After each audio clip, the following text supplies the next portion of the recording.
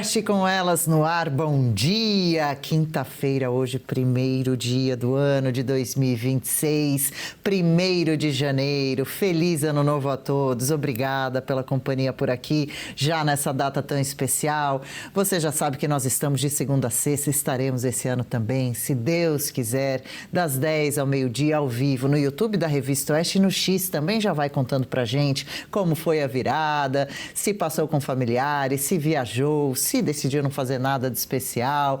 Vamos nessa juntos, nesse novo ano. Queremos bater papo com vocês nesta quinta-feira, novinha em folha. Comigo aqui no estúdio, as parceironas, já começando o ano com o pé direito. Juliana Moreira Leite, bom dia, bem-vinda. Bom dia, Adriana. Bom dia, Paula. Bom dia, audiência maravilhosa. Vamos que vamos. Vamos que vamos, ano novo, vida nova. Paula Camacho, bom dia, feliz 2026. Bom dia, querida Adri, Julie. Bom dia você que está aqui conosco. Seja bem-vindo a 2026 e o nosso Oeste com elas. Estamos chegando agora às 10 para comentar sobre tudo. O ano começa, as notícias também continuam, vão se atualizando, chegando as novas. Claro, não podemos deixar de lado os cuidados com a pele e com a saúde em geral. Então, dá uma olhadinha nas dicas da nossa querida dermatologista, doutora Denise Steiner. Bom, eu sempre chego aqui esperançosa que a gente tenha notícias melhores, mas elas vão chegar, eu acho que a gente vai indo. Mas justamente a gente precisa sempre reforçar a saúde. A doença autoimune, ela é uma doença que o seu organismo está te atacando. Então, ela foge completamente, assim, do equilíbrio. Porque a gente tem defesas, né? Então, se uma bactéria, um vírus nos ataca, a gente produz reações imunológicas, a nossa resistência. Quando você tem uma doença autoimune, o seu próprio organismo está te atacando. Então, a coisa é complicada porque você perde o equilíbrio do seu organismo e ele fica meio atacando até que nível você não vai saber. Então, nós temos umas fotografias, assim, de doenças autoimunes. Acho que a primeira é de lúpus. Vocês já ouviram falar de lúpus eritematoso? Conhecem? Tem uma cantora famosa americana que tem lúpus, é a Demi Lovato? Não, eu acho que tem uma bem famosa que popularizou o lúpus. O lúpus é uma doença complexa, a gente diria assim, tem o lúpus de pele, que pode ficar eventualmente só na pele, mas tem o lúpus sistêmico, né? O lúpus sistêmico, você tem agressões no rim, então o teu rim pode ficar afetado o teu cérebro, pode ficar afetado o seu pulmão. Então, na verdade, você pode ter diversos tipos de sintomas, é uma doença, assim, polivalente, vamos dizer. Uma das coisas também que é atacado são as articulações, então, no lúpus você pode ter dores, né, articulares, assim, bem importantes e ficar aquela coisa restrita de andar, de se locomover. Algo que chama a atenção desse lúpus sistêmico, que pode estar no teu rim, pode estar na articulação, como eu falei, é isso daí, esse avermelhamento em asa de borboleta. Tá vendo assim, essa mulher com esse vermelhão, bem assim, pegando o nariz e isso é chamado, então, de uma lesão em asa de borboleta. Há uma grande sensibilidade. Essa pessoa, se ela andar na rua e tomar um pouquinho de sol, ela já praticamente fica um vermelho insuportável. Então, esse é um sinal de lúpus sistêmico. E por que eu insisto nisso? Porque, assim, o lúpus, quando ele é sistêmico, ele é difícil de você diagnosticar. Então, hoje você pode ter uma dorzinha na junta, o que será isso? Não sei, não é nada, toma um remédio, passa. Depois você pode um dia ficar mais vermelhinha, daí outro dia você pode ter, às vezes, um problema no rim. Então, fiquem atentos, porque quanto antes você diagnosticar esse tipo de problema, você pode fazer o tratamento e estabilizar. Se você não for atrás, você pode comprometer teu rim a um nível que depois você precise até retirar ou, enfim, fazer diálise. Então, é muito sério essa questão. E na pele, o que provoca o lúpus é principalmente sol em excesso. né? Assim, o sol. O sol é como se fosse lá o agressor e a pele tenta lutar contra aquilo. Então, as lesões de pele estão muito relacionadas a essa exposição solar, principalmente se você não tiver uma proteção adequada. E pode haver queda de cabelo por causa de lúpus, e é uma queda de cabelo complicada porque ela é cicatricial. Ela agride totalmente a raiz do cabelo, aquilo vira uma cicatriz e você perde o cabelo definitivamente. Doutora, essas manchas doem? A pessoa sente dor quando ela sai assim na pele e isso fica doendo? Não é uma dor assim, como um machucado, né? É uma sensibilidade, fica ardendo, assim, fica incômodo, mas não é uma dor importante. Não tem né? cura? Não, se você tratar, né, e você começar a usar filtro solar adequado e você usar a medicação que é necessária para lúpus, o lúpus é tratado com anti-inflamatórios, é tratado com imunossupressores, aí vai depender do grau, mas tem tratamento. Aí isso pode amenizar, praticamente sumir, mas tem que estar sob controle. O lúpus pode afetar as unhas também. Vocês precisam ficar assim atentas. Se às vezes você fica com a unha muito roxa, sabe? Assim, que parece que tá faltando oxigênio ali, né? Então, muitos sinais do lúpus podem aparecer. Uma outra doença autoimune... O pessoal no chat me soprou aqui a Selena Gomez e a Lady Gaga, que tem lúpus. Então, olha, ficou bem popular, todo mundo começou a saber mais sobre a doença por conta delas. Exatamente. É uma doença bem comprometedora que eu falei, e existe uma questão com a gravidez, sabe, Paula? Assim, tipo, você tem que tomar cuidado, você pode eventualmente passar anticorpos para o seu filho quando você está grávida. Então, é uma doença que, no caso da mulher, ela vai um pouco além dessa questão da própria pessoa ter a doença, envolvendo uma piora na gravidez, uma piora em momentos de situação, assim, de mudanças hormonais. Então, é muito importante o diagnóstico precoce e o tratamento. Tem tratamento e quanto antes for tratado, melhor. Por isso, esses sinais, assim, que eu falei, todos fiquem atentos e procurem um serviço médico, alguma coisa que possa ajudá-los a diagnosticar. A gente, infelizmente, né, tem que gerir nossa saúde, assim, e às vezes a gente tem que brigar por um diagnóstico, né? Tem que ir atrás até que ele aconteça. Nós temos também o vitiligo, né? O vitiligo é aquela doença, não sei se vocês estão familiarizados, né? Que aparece como manchas brancas, né?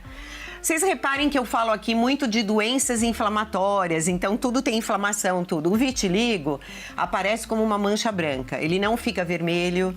Você perguntou, né, assim, de dor, ele não tem dor, a pessoa não sente coceira, não sente dor, mas a pele vai ficando branca, né? Branca como leite, pode aparecer manchas aqui e ali, e o cabelo também pode ficar branco. Então, às vezes, um sinal de que você pensa, meu cabelo tá ficando branco, tô ficando velha, mas se for realmente muito cedo, pode até ser um primeiro sinal de vitiligo, né? E o vitiligo, gente, é uma doença inflamatória, autoimune.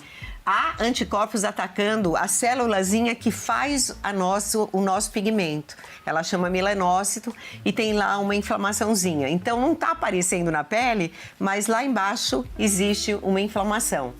Essa doença, ela é muito estigmatizante, a pessoa se incomoda muito. A gente fazia grupos de ajuda às pessoas de vitiligo e elas falavam assim, não sou eu com essa cor, eu tô mudando de cor. É uma questão um pouco de identidade.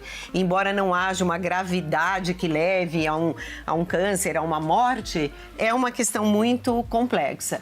E existe essa questão de você aceitar, eventualmente você vai aceitar, mas ela tem tratamento também. Ou vai transicionar igual o Michael Jackson. Exatamente, que fica buscando, né, uma outra identidade, né? Exatamente, são questões assim interessantes. Então, quanto antes você tratar o vitiligo, se você começou com uma manchinha pequena, redondinha, quanto antes você tratar, melhor. Como que você trata? De novo, você tem que resgatar a sua saúde, porque toda doença autoimune significa que houve um desequilíbrio ali. Então, você tem que olhar para a sua alimentação, para o seu sono, o seu conjunto, né, de questões para poder ver se você, com tudo isso melhorando, você ajuda o seu sistema a voltar a ter equilíbrio. Isso é muito importante, gente, isso é muito importante, porque as pessoas, às vezes, só querem um remedinho e um jeito milagroso de tratar, mas tem que melhorar o organismo. Mas você trata com luz, você trata com radiação ultravioleta. Você tem câmeras de luz, você tem tipos de laser que emitem aquela luz para você repigmentar o vitiligo. Então tem reversão. Tem reversão, pode ter reversão e, como eu falei, quanto antes você tiver, mais chance de uma reversão total você tem. Então, se você ajustar tudo, melhorar tudo e começar a fazer sessões, não é rápido, né? Vamos supor, tem lugares mais fáceis. Se você tem mancha no rosto, marca mais, né? Mas é mais fácil de eliminar. Você consegue trazer o pigmento de volta para a pele? Então, isso é uma pergunta ótima, porque quando você começa, a luz é uma provocação para você fazer o pigmento de novo. Então, da onde ele vem o pigmento? Ele vem da borda da lesão, né? Então vai indo, é como se soltasse uns pigmentos, né? E vai fechando. Ou você vem do pelo. Então, quando você tem, sei lá, na perna, por exemplo, você tem uma mancha branca e dentro dela você tem pelos e os pelos estão escuros ainda, vem do folículo ali. Ele é um doador de pigmento, o folículo pilosebáceo, o folículo, o cabelo, o pelo. Então, vem dali e vem da borda. Então, você vai fechando. E você faz também tratamentos, que são tratamentos cirúrgicos, onde você pega um pedacinho de pele que tem o pigmento e enxerta naquele local. Ou você faz bolhas no local, corta aquela pele e enxerta ela no local. Então tem muitas hoje está começando também a terapia regenerativa, que você usa recursos do seu sangue, recursos de células suas, da sua própria gordura, e isso também está ajudando no tratamento do vitiligo. Mas quanto antes, sempre quanto antes, melhor. E também não dói, ou dói? Isso que eu falei, não dói, né? nem coça, nem sente aquela sensação de queimação ou coisa assim. E temos a psoríase, né? Também a famosa psoríase. A psoríase é a clássica lesão inflamatória do nosso corpo e ela também representa um desequilíbrio da nossa imunidade. É como se elas enlouquecessem as nossas células e em vez delas conseguirem manter a pele normal, elas começam a... olha só, quando a gente está normal, né, a Paula, por exemplo, a tua pele está trocando, né? Então, da camadinha assim de baixo até ela sair e descamar, assim, que você nem percebe, dura 30 dias. No caso da psoríase, isso está durando 4 dias, tá? Tá acelerado, formando essa escama e inflamando, por isso que fica vermelho. Então, a psoríase se caracteriza por placas vermelhas, descamativas, que infelizmente, gente, cheiram mal também, então isso é uma coisa complexa para a pessoa. E o cabelo também pode ficar, às vezes, aquela caspa que não tem jeito, não tá sarando de jeito nenhum, aquelas placas. Pode ser psoríase. E a psoríase, ela também compromete unhas. Às vezes a unha, também a pessoa fica tratando a vida inteira como micose e é uma psoríase. Então a unha, ela fica meio amarelada e solta, assim. Ela não tem aquele material embaixo, ela não fica cheia de grossa, assim. Na verdade, ela fica amareladinha e solta e pode ter uns pontinhos, assim, como se fossem umas depressõezinhas. Então, a psoríase é a mesma coisa, gente, mais do que tudo. A psoríase está ligada à obesidade, a todas as questões cardíacas, tá? Infarte, AVC, ela está muito mais associada a isso. Então, a pessoa, diabetes, muitos têm diabetes tipo 2. Então, de todas que eu falei, a psoríase é a que mais você tem que olhar o teu organismo como um todo e tentar arrumar. Então, vai ser muito importante a sua dieta, tá? Tem que reduzir carboidrato, tem que equilibrar, tem que ser nutritiva, você tem que ter esse conjunto, dormir melhor, você tem que perder peso se tiver com esse sobrepeso, você tem que se equilibrar. A gente pode considerar, se a gente tem um diagnóstico de psoríase, por exemplo, buscar algum problema cardíaco que você pode ter, que está ligado também. Então, você está falando que isso pode ser um sintoma de algum outro problema? Não estou falando que é um sintoma de outro problema, é associado, né? É como se o organismo, ele está abalado, então ele está tanto com o coração comprometido, como ele está com a pele comprometida, né? Então, se você tiver uma psoríase relativamente grave, porque você tem, né, desde uma plaquinha aqui no cotovelo que fica lá sem incomodar, até você chegar a ter o corpo todo tomado, e às vezes as lesões têm pústulas e tudo, e aquilo também pode infeccionar. Então, uma psoríase relativamente grave é para você ser examinado, como diria, fazer um check-up e ver se você tem problemas em outros locais, né? Vocês, alguém conhece alguém com psoríase aí? Porque agora... Meu padrasto tem. Meu padrasto tem, ele é de difícil tratamento. Agora, vamos dizer, uns 10 anos para cá, 15 anos para cá, nós temos medicações que são chamadas de biológicos, que são como se fossem remédios muito específicos, que imitam o seu sistema imunitário e vão lá e atacam um pontinho onde a inflamação está ocorrendo. Só que eles são remédios caros, remédios que você tem que fazer uma avaliação, exames anteriores e tudo, mas o SUS, ele permite, né, a saúde pública hoje tem alguns que estão aprovados, então você procurando um serviço, mesmo que público, você pode ter a condição, se for a indicação, de usar esses remédios gratuitamente. Então, de novo, eu insisto, procure um serviço de saúde, procure uma ajuda, porque nada como mapear, diagnosticar e depois escolher o melhor tratamento. Muito bom. Bom, para você que ainda tem dúvidas, é só acessar o e-mail da doutora Denise, né? Que a gente vai colocar aí também na tela, denisesteiner@revistaoeste.com. E aí a doutora Denise sempre adora responder todas as perguntas, tirar todas as dúvidas, né? Também pode ser pelas mensagens aqui do Oeste com Elas, então ela tá sempre ali ligada. Faça isso que a doutora vai te atender com todo prazer, não é isso, doutora? Isso mesmo. Eu quero que vocês se comuniquem comigo, mandem sua pergunta, o que eu puder eu vou esclarecer. Então vamos conversar bastante, que sempre, vamos dizer, o conhecimento, né, o entendimento vai ajudar. Muito obrigada. Agora a gente fala de um assunto que não para de evoluir, a inteligência artificial. 2026 promete. Será um ano de inovações profundas que vão desde ferramentas mais intuitivas no nosso dia até avanços que ainda parecem ficção científica. Vamos acompanhar esse bate-papo de Arthur Piva? Bom dia, meninas. Feliz ano novo para a nossa audiência. Meninas, hoje eu vim aqui entrevistar o Dagober Marquesi. É porque, vamos ser sinceros, nessa virada de ano, uma das coisas que mais tem despertado a curiosidade das pessoas é a inteligência artificial. E o Dago, aqui da Revista Oeste, é o cara que mais escreve sobre esse assunto. Ele tem uma coluna sobre tecnologia e IA. Não é isso mesmo, Dago? Exatamente. Eu escrevo esporadicamente, assim, não tenho uma coluna fixa, mas eu sempre me liguei muito nessa história de inteligência artificial. Dago, pelo menos eu, quando penso em inteligência artificial, e eu acho que a maioria das pessoas também, a primeira coisa que vem à cabeça é o ChatGPT e, no máximo, o Gemini. Mas quando a gente lê os seus artigos, a gente descobre que tem um universo muito maior que isso, né, cara? Muito maior. Quais ferramentas que mais chamaram a atenção até hoje nesse negócio de ferramenta de inteligência artificial? Piva, é impossível você... Está surgindo uma por dia quase, né? Tá. Então é uma quantidade enorme. Hoje, assim, eu acho um destaque muito legal o Grok, que é da empresa do Elon Musk.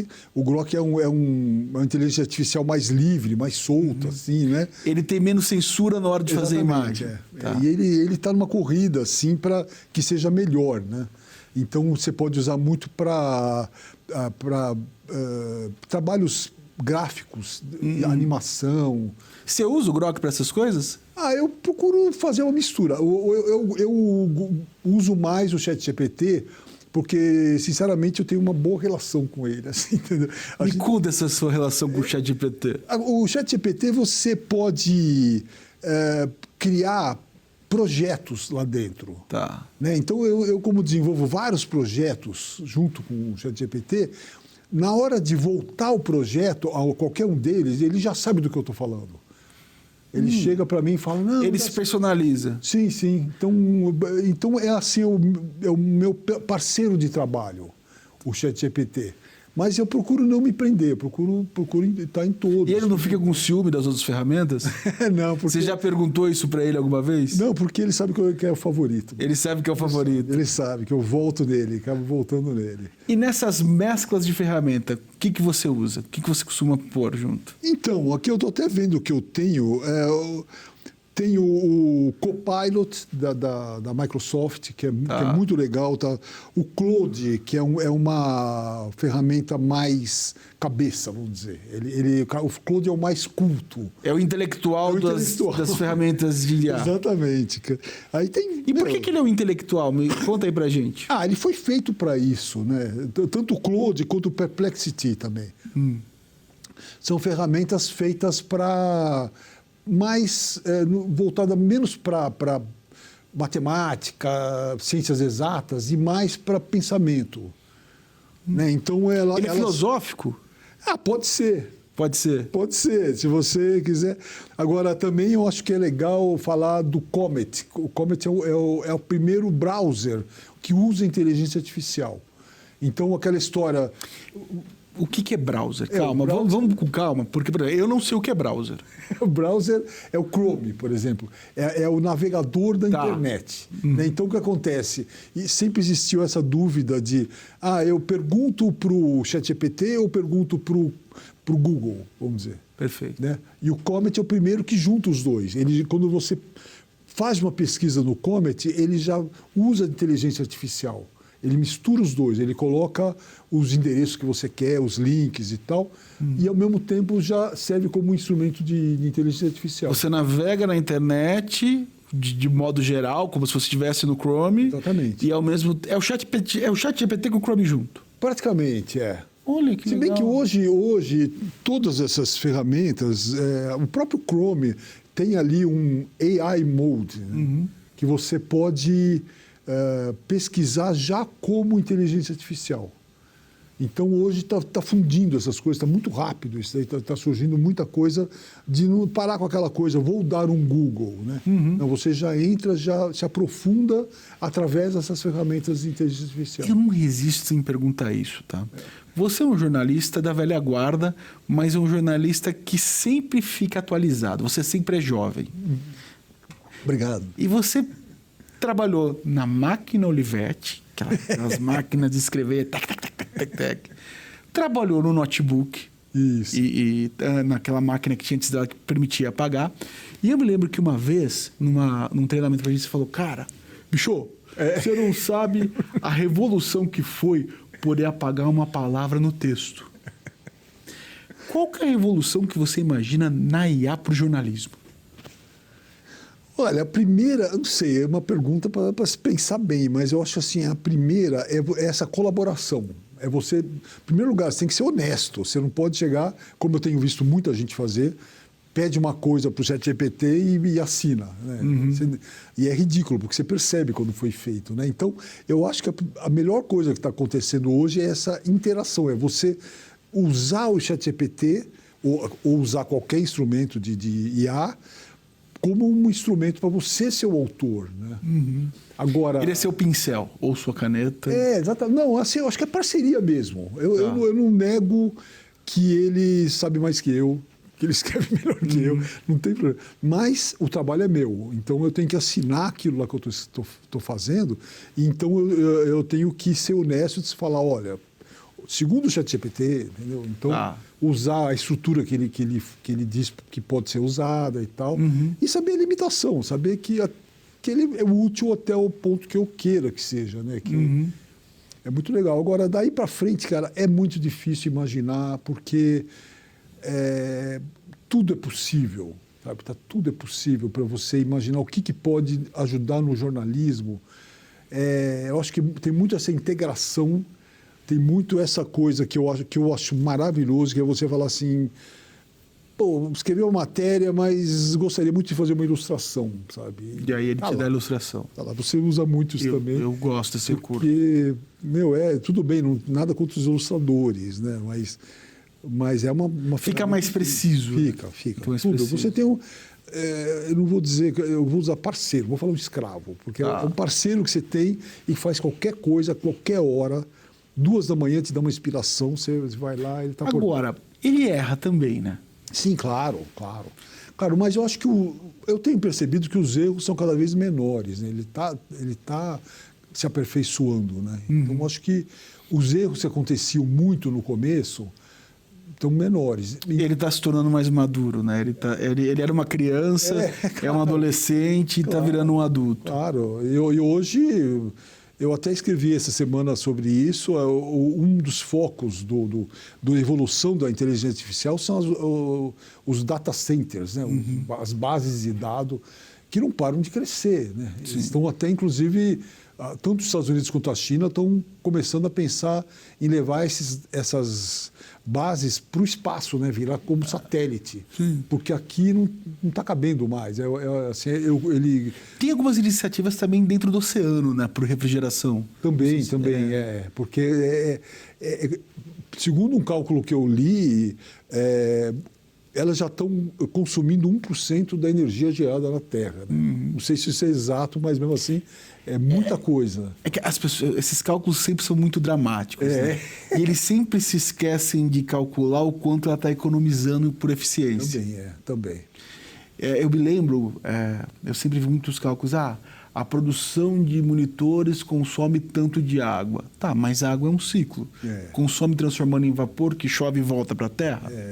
Nunca é tão simples assim. Exatamente, cara. E aí entra um outro cálculo, e eu sei que você é otimista, e por isso que eu quero perguntar isso para você, que tem muita gente que tem medo de perder o emprego e ficar sem trabalho por causa da IA. Na história humana, a gente já viu isso acontecer, as pessoas temerem uma tecnologia nova acabar com a sociedade. A Revolução Industrial foi assim. As pessoas falam, nossa, as máquinas vão tirar o emprego de todo mundo. Moral da história, hoje tem muito mais gente empregada no mundo e vivendo melhor. Claro. Você acha que a IA vai ser o mesmo caminho? Olha, eu também escrevi sobre isso, eu não vou me lembrar dos números agora, mas assim, o cálculo é que, vamos dizer, vai se perder um número X de empregos, né? Só que você vai ganhar mais do que isso, né? Então é aquela história, é como você entrar no ônibus e olhar para o cobrador, né? E você fala, esse cara está no emprego já que não existe mais, né? Sim.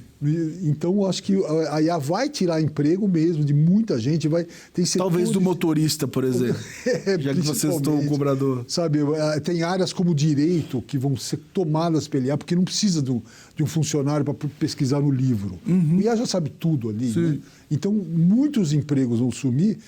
O que está acontecendo agora é uma espécie de um chamado para uma evolução da humanidade. A IA está trazendo isso. Então, esses empregos que vão ser criados a mais, eles vão depender de você aprender a lidar com a IA. Né? Então, ele está tirando um estágio que já está ultrapassado na evolução da economia e está chamando para um novo estágio. Talvez individualize mais a condição humana no sentido de você poder produzir e depender de menos gente, né? Totalmente.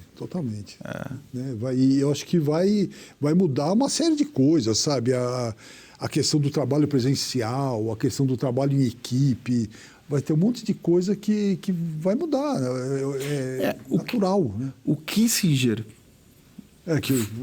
que assim, na história da diplomacia americana, é o maior diplomata americano de todos os tempos. Um pouco antes de morrer, junto com um CEO do Google, um ex-CEO do Google, ele escreveu um livro chamado Gênesis. A gente até conversou sobre ele uma vez.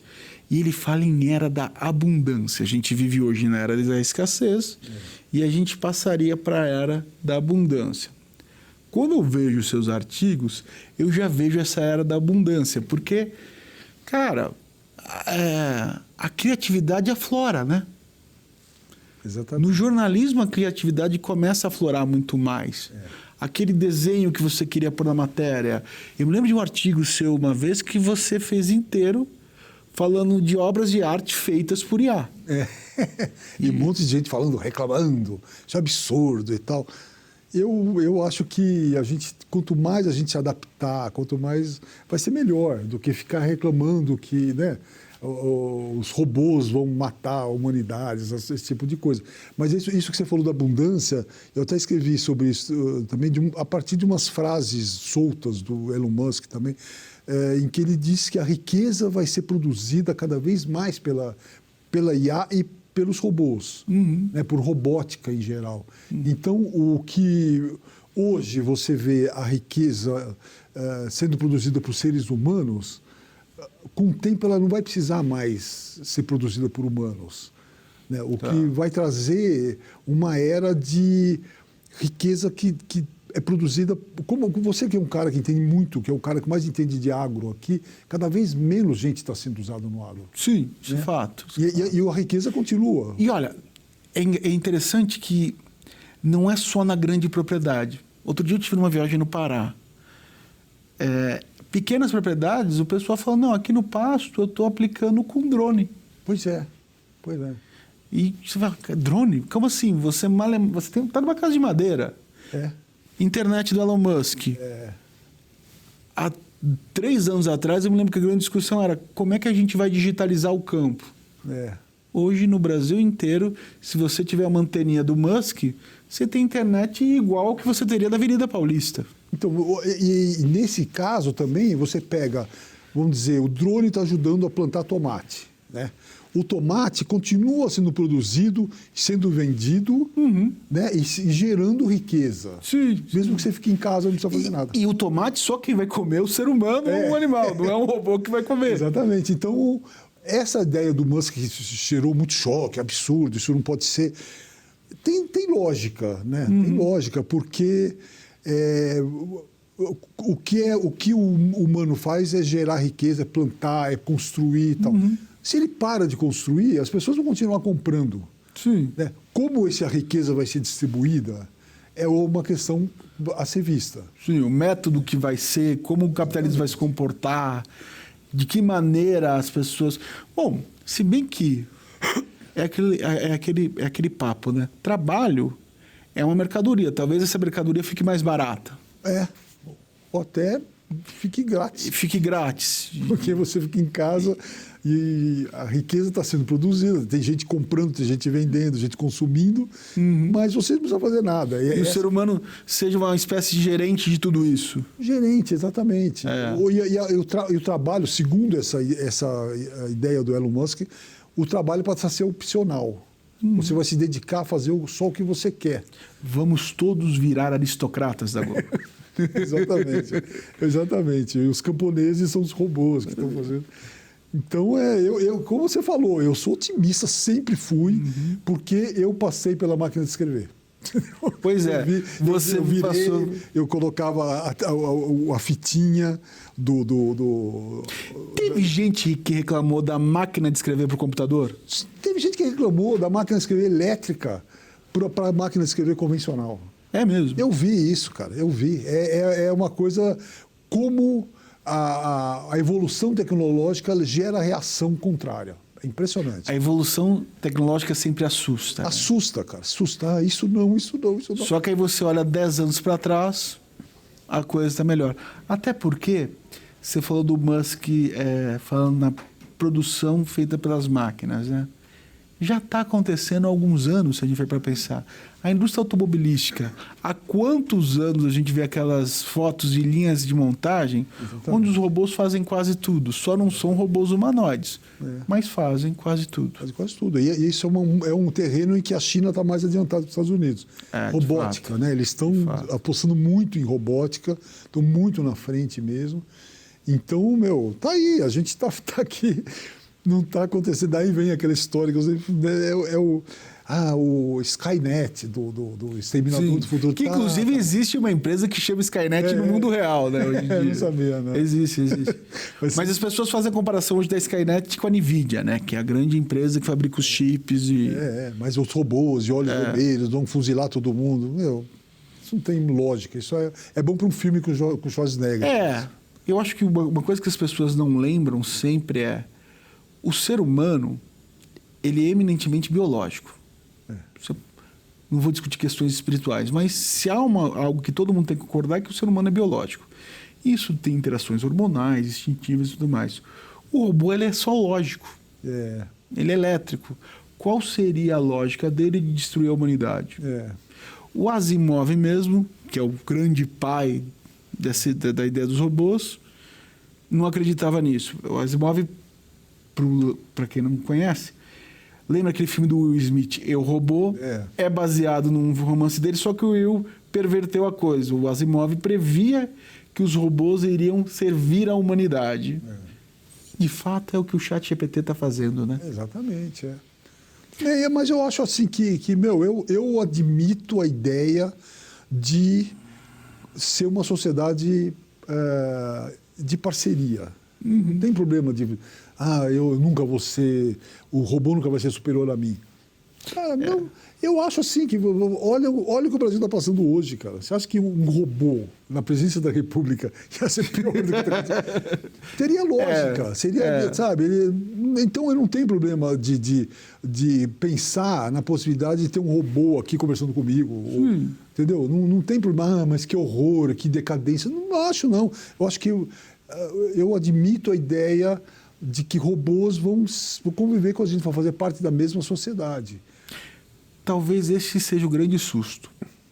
Pela primeira vez na história humana, existe um outro ser não humano que é inteligente. Exatamente.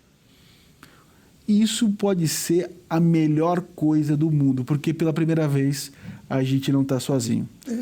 Dagô, obrigado pelo papo. Eu que agradeço, eu gostei muito. Eu acho que 2025 é uma virada de ano maravilhosa, porque são 25 anos desse terceiro milênio, né? E, imagina como vai ser os próximos 25 anos. Eu quero daqui 25 anos contar que eu não imaginava o que iria acontecer e tenho certeza que em 2000 você não imaginava que o mundo ia estar assim. De jeito nenhum. Eu quero daqui a 25 anos estar vivo. Vai estar, se Deus quiser. É isso aí, meninas. Feliz Ano Novo. Um grande abraço. Dagô, feliz Ano Novo. Obrigado. Para vocês também. Legal, assunto que eu amo, hora de falar de cinema. 2026 já começou e promete um ano cheio de grandes estreias, continuações aguardadas e muitas novidades nas telonas. Pegue a pipoca e confira a partir de agora as dicas do nosso querido Lucas Nascimento. E aí, pessoal do Oeste com elas, mais um ano está chegando ao fim, um outro ano começa 2026 e a gente tem uma promessa gigantesca de lançamentos de novos filmes, de novas adaptações, continuações também. Eu vim aqui preparar um pequeno preview do que a gente pode esperar para 2026, os principais lançamentos de cinema e streaming também. Eu começo, claro, com um dos filmes que eu estou mais ansioso para assistir no ano que vem, que é a adaptação da Odisseia, do Christopher Nolan. É um filme com um elenco gigantesco, protagonizado pelo Matt Damon, pela Anne Hathaway, pelo Tom Holland. É um elenco enorme para trazer essa versão do poema do Homer, que conta um pouco da Guerra de Troia e a jornada do Odisseu para retornar para casa depois de anos de combate, promete ser uma aventura muito épica. Eles rodaram ao longo do mundo inteiro, na Grécia, na Itália, na Islândia. O que a gente já viu do filme em trailers e imagens parece ser o filme mais ambicioso da carreira do Christopher Nolan, que dirigiu a trilogia do Batman, o Interestelar, o Oppenheimer. Eles até contaram com novas câmeras IMAX, então vai ser um filme diferente de tudo que a gente já viu. Eu tô super animado com esse daí, além também, claro, do novo filme do Steven Spielberg, que ganhou o título no Brasil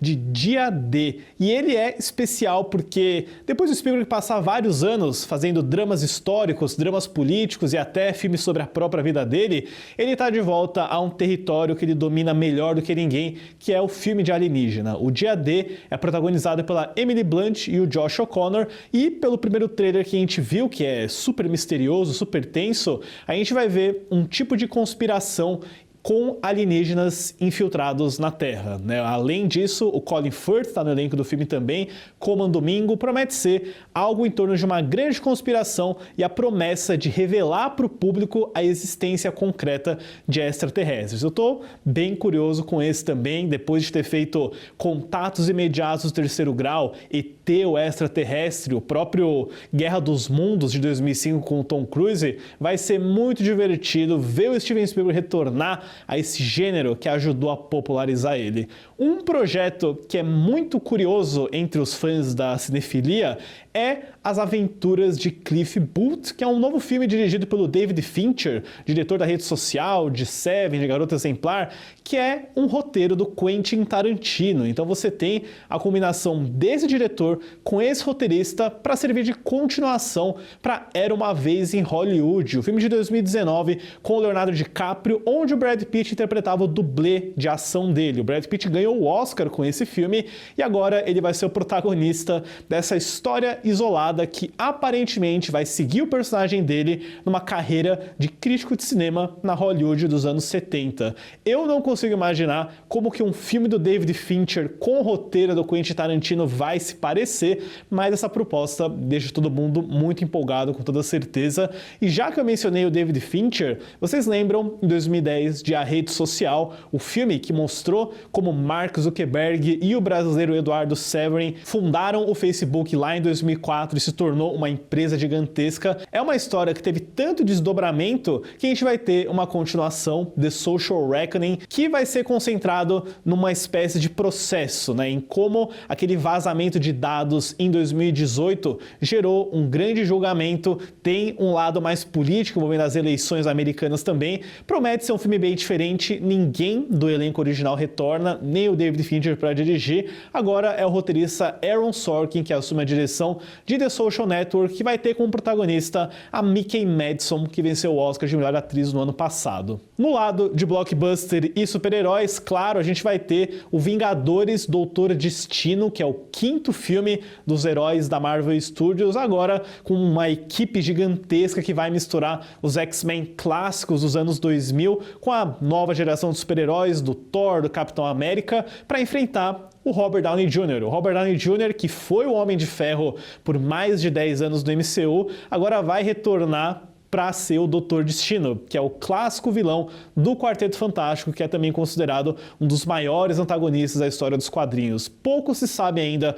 sobre a história do filme em si, mas é uma aposta bem arriscada da Disney para recuperar os fãs de quadrinhos que talvez não estejam mais comparecendo tanto às salas de cinema. Vai ter o quinto Vingadores em 2026 e depois o Vingadores Guerras Secretas chega no ano seguinte com a promessa aí de encerrar uma grande saga da Marvel. A gente também vai ter o novo filme do Homem-Aranha, que é o Brand New Day, com o Tom Holland, que promete colocar ele junto com o Hulk do Mark Ruffalo, com o Justiceiro do John Burnton, para mais uma batalha épica. Vai ser, curiosamente, o primeiro ator que interpreta o Homem-Aranha a fazer um quarto filme solo do personagem. Nem o Tobey Maguire, nem o Andrew Garfield tiveram essa sorte, então o Tom Holland provavelmente vai ser o Homem-Aranha por muito mais anos. Outra continuação que também está chegando é o Toy Story 5 da Disney e Pixar. Essa é uma saga que começou em 1995, 30 anos atrás, e dessa vez, meio que eles demoraram para chegar nessa realização, vai ser sobre o perigo da IA e dos jogos digitais contra os brinquedos aí do Woody, do Buzz Lightyear, que foram separados do filme anterior, mas agora vão estar de volta para essa quinta aventura. Eu tenho a noção de que Toy Story nunca vai acabar. E a minha última dica volta aí para o gênero de cinebiografia de artista pop, de ícone da música, com o Michael, que é o filme sobre o Michael Jackson, dirigido pelo Antoine Fuqua. É um projeto muito épico que pode até gerar 2 filmes, a gente só sabe de um por enquanto. O Michael Jackson é interpretado pelo sobrinho do artista, que é o Jafar Jackson, que está muito parecido pelas imagens e trailers que a gente já viu. Esse suposto primeiro filme deve mostrar toda a fase do Jackson 5 até o início da carreira solo extremamente popular e bem-sucedida do Michael Jackson. Eu não tenho certeza ainda se eles vão conseguir contar toda a história em um filme de 2 horas, mas já é, no mínimo, garantia de ver músicas do Michael Jackson, performances, shows e clipes numa tela de cinema, o que deve ser muito legal. Naturalmente, 2026 vai trazer muito mais filmes, muito mais séries, porém, esse aqui é uma primeira amostra do que vai vir por aí. A gente segue acompanhando e trazendo mais novidades aqui. Volto com vocês aí do estúdio do Oeste com elas. Já é ano novo, mas o clima de Natal ainda não acabou. Mesmo depois das festas, muita gente continua enchendo o carrinho com panetone. Seja pelos descontos, pelo costume ou simplesmente porque o brasileiro não abre mão desse sabor maravilhoso. O produto segue firme nas prateleiras e na mesa dos consumidores. Dá uma olhada só nessa matéria deliciosa que o nosso repórter Luiz Guerra fez para nós. E hoje nós vamos conhecer como se faz o panetone, mas o panetone artesanal, feito passo a passo, com detalhes, essa delícia que você come o ano inteiro, né? É no Natal, no Ano Novo, em qualquer época do ano, vale a pena o panetone. Então, a partir de agora, panetone. Roberto, qual o primeiro passo para fazer o panetone? Bom, o primeiro passo, a gente alimenta o lievito madre, que nada mais é em tradução italiana, o fermento mãe, que é um fermento natural, não tão ácido quanto os levains que a gente faz, os pães de fermentação natural da casa. Aqui tudo é artesanal? Tudo artesanal, tudo feito um por um, tudo a gente usa o próprio fermento da casa mesmo. A gente alimenta por 2 vezes, logo quando o primeiro padeiro chega. Demora em torno de 3 horas e meia cada processo de alimentação do fermento. Processo longo, demorado, mas que fica um resultado espetacular. Aí vocês vão pro tacho? Isso, vai para a massadeira. A gente coloca basicamente esse primeiro impasto que a gente chama, que é o primeiro batimento do panetone. A gente coloca esse lievito, que é o fermento, basicamente com o restante da farinha, gema e açúcar. Quanto tempo fica batendo essa massa? Essa massa bate em torno de 45 minutos, ela até atingir o ponto de véu, que a gente chama, é um ponto onde toda a rede de glúten já está bem desenvolvida na massa. A gente retira, distribui em caixas e fica fermentando em temperatura ambiente por 14 a 16 horas, que basicamente a gente só vai utilizar no dia seguinte.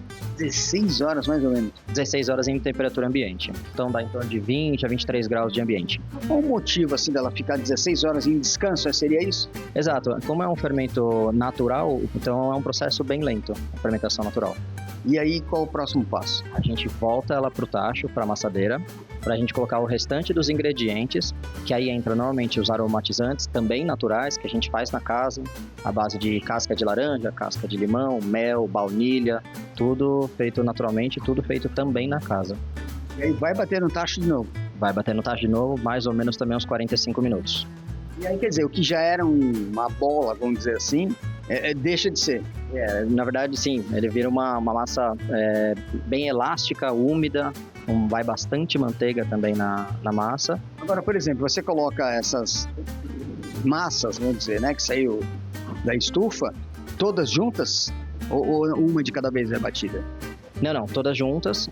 Aí a gente só separa por sabores. Então, por exemplo, se a gente faz uma massa grande, que seja de 20 quilos, e nós vamos fazer 2 sabores, aí sim eu separo 10 e 10, e aí coloco metade com frutas, tiro, e depois coloco a outra metade com chocolate, por exemplo. O tal do chocolate, né, que popularmente é conhecido aí de uma outra marca, mas com chocolate é irresistível, né? É irresistível, não tem jeito. Acho que a gente usa também de uma marca excelente, importada, é muito boa. O que acontece saindo do tacho? Saindo do tacho, já com os recheios, tanto as frutas como o chocolate, a gente deixa descansando mais ou menos 1 horinha para a massa dar uma relaxada e a gente vai para o processo de pré-modelagem, onde a gente espalha na bancada de madeira.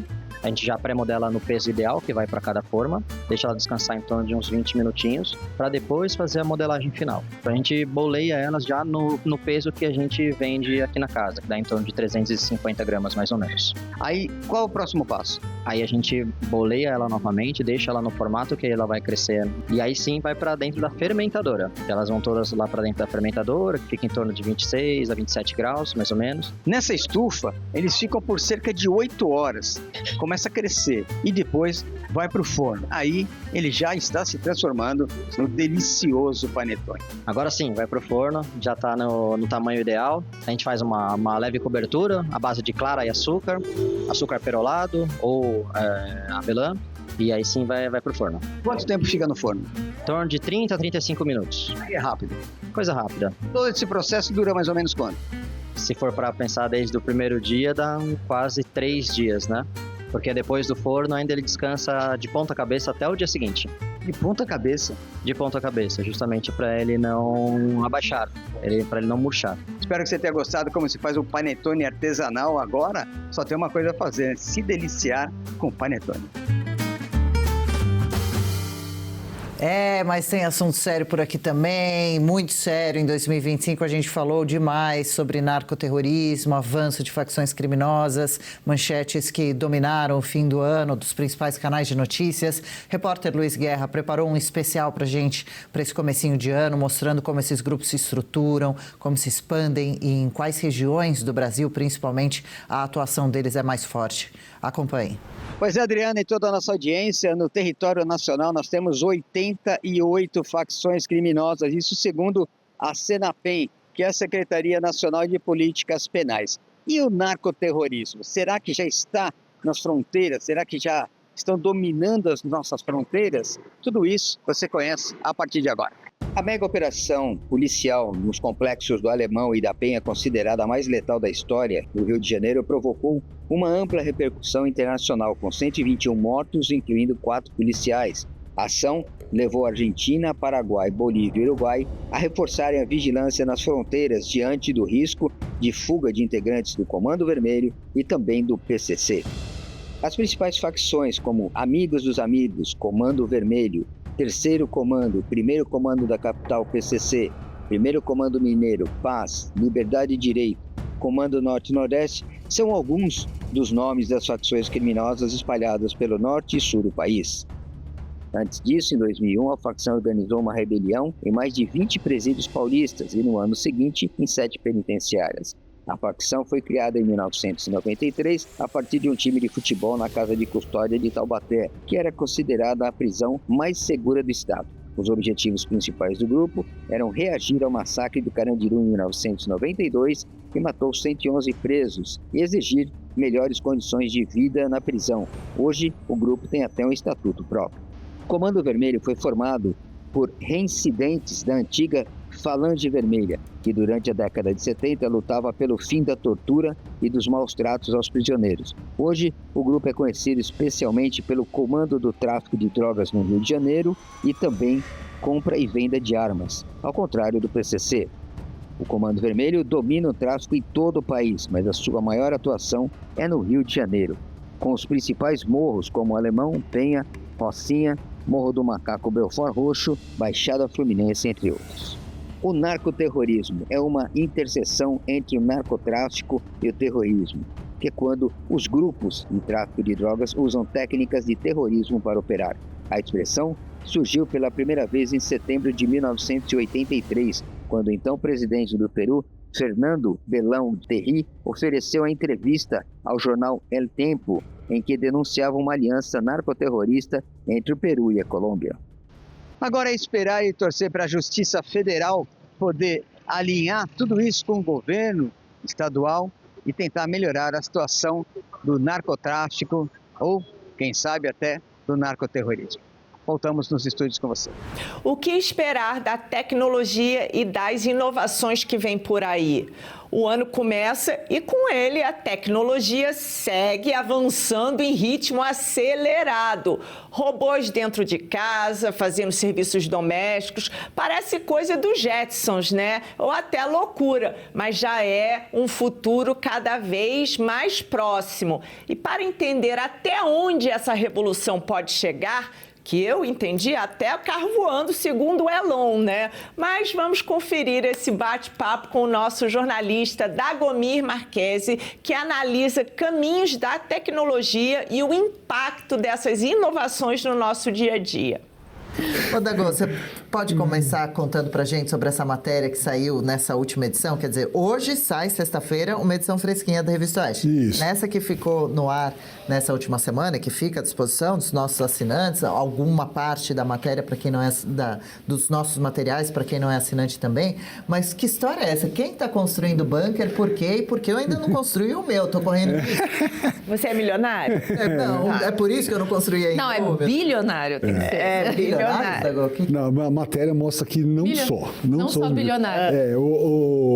A matéria partiu de uma constatação que alguns desses bilionários, né, o Sam Altman da ChatGPT, alguns desses caras de tecnologia estão construindo bunkers realmente muito ricos, né?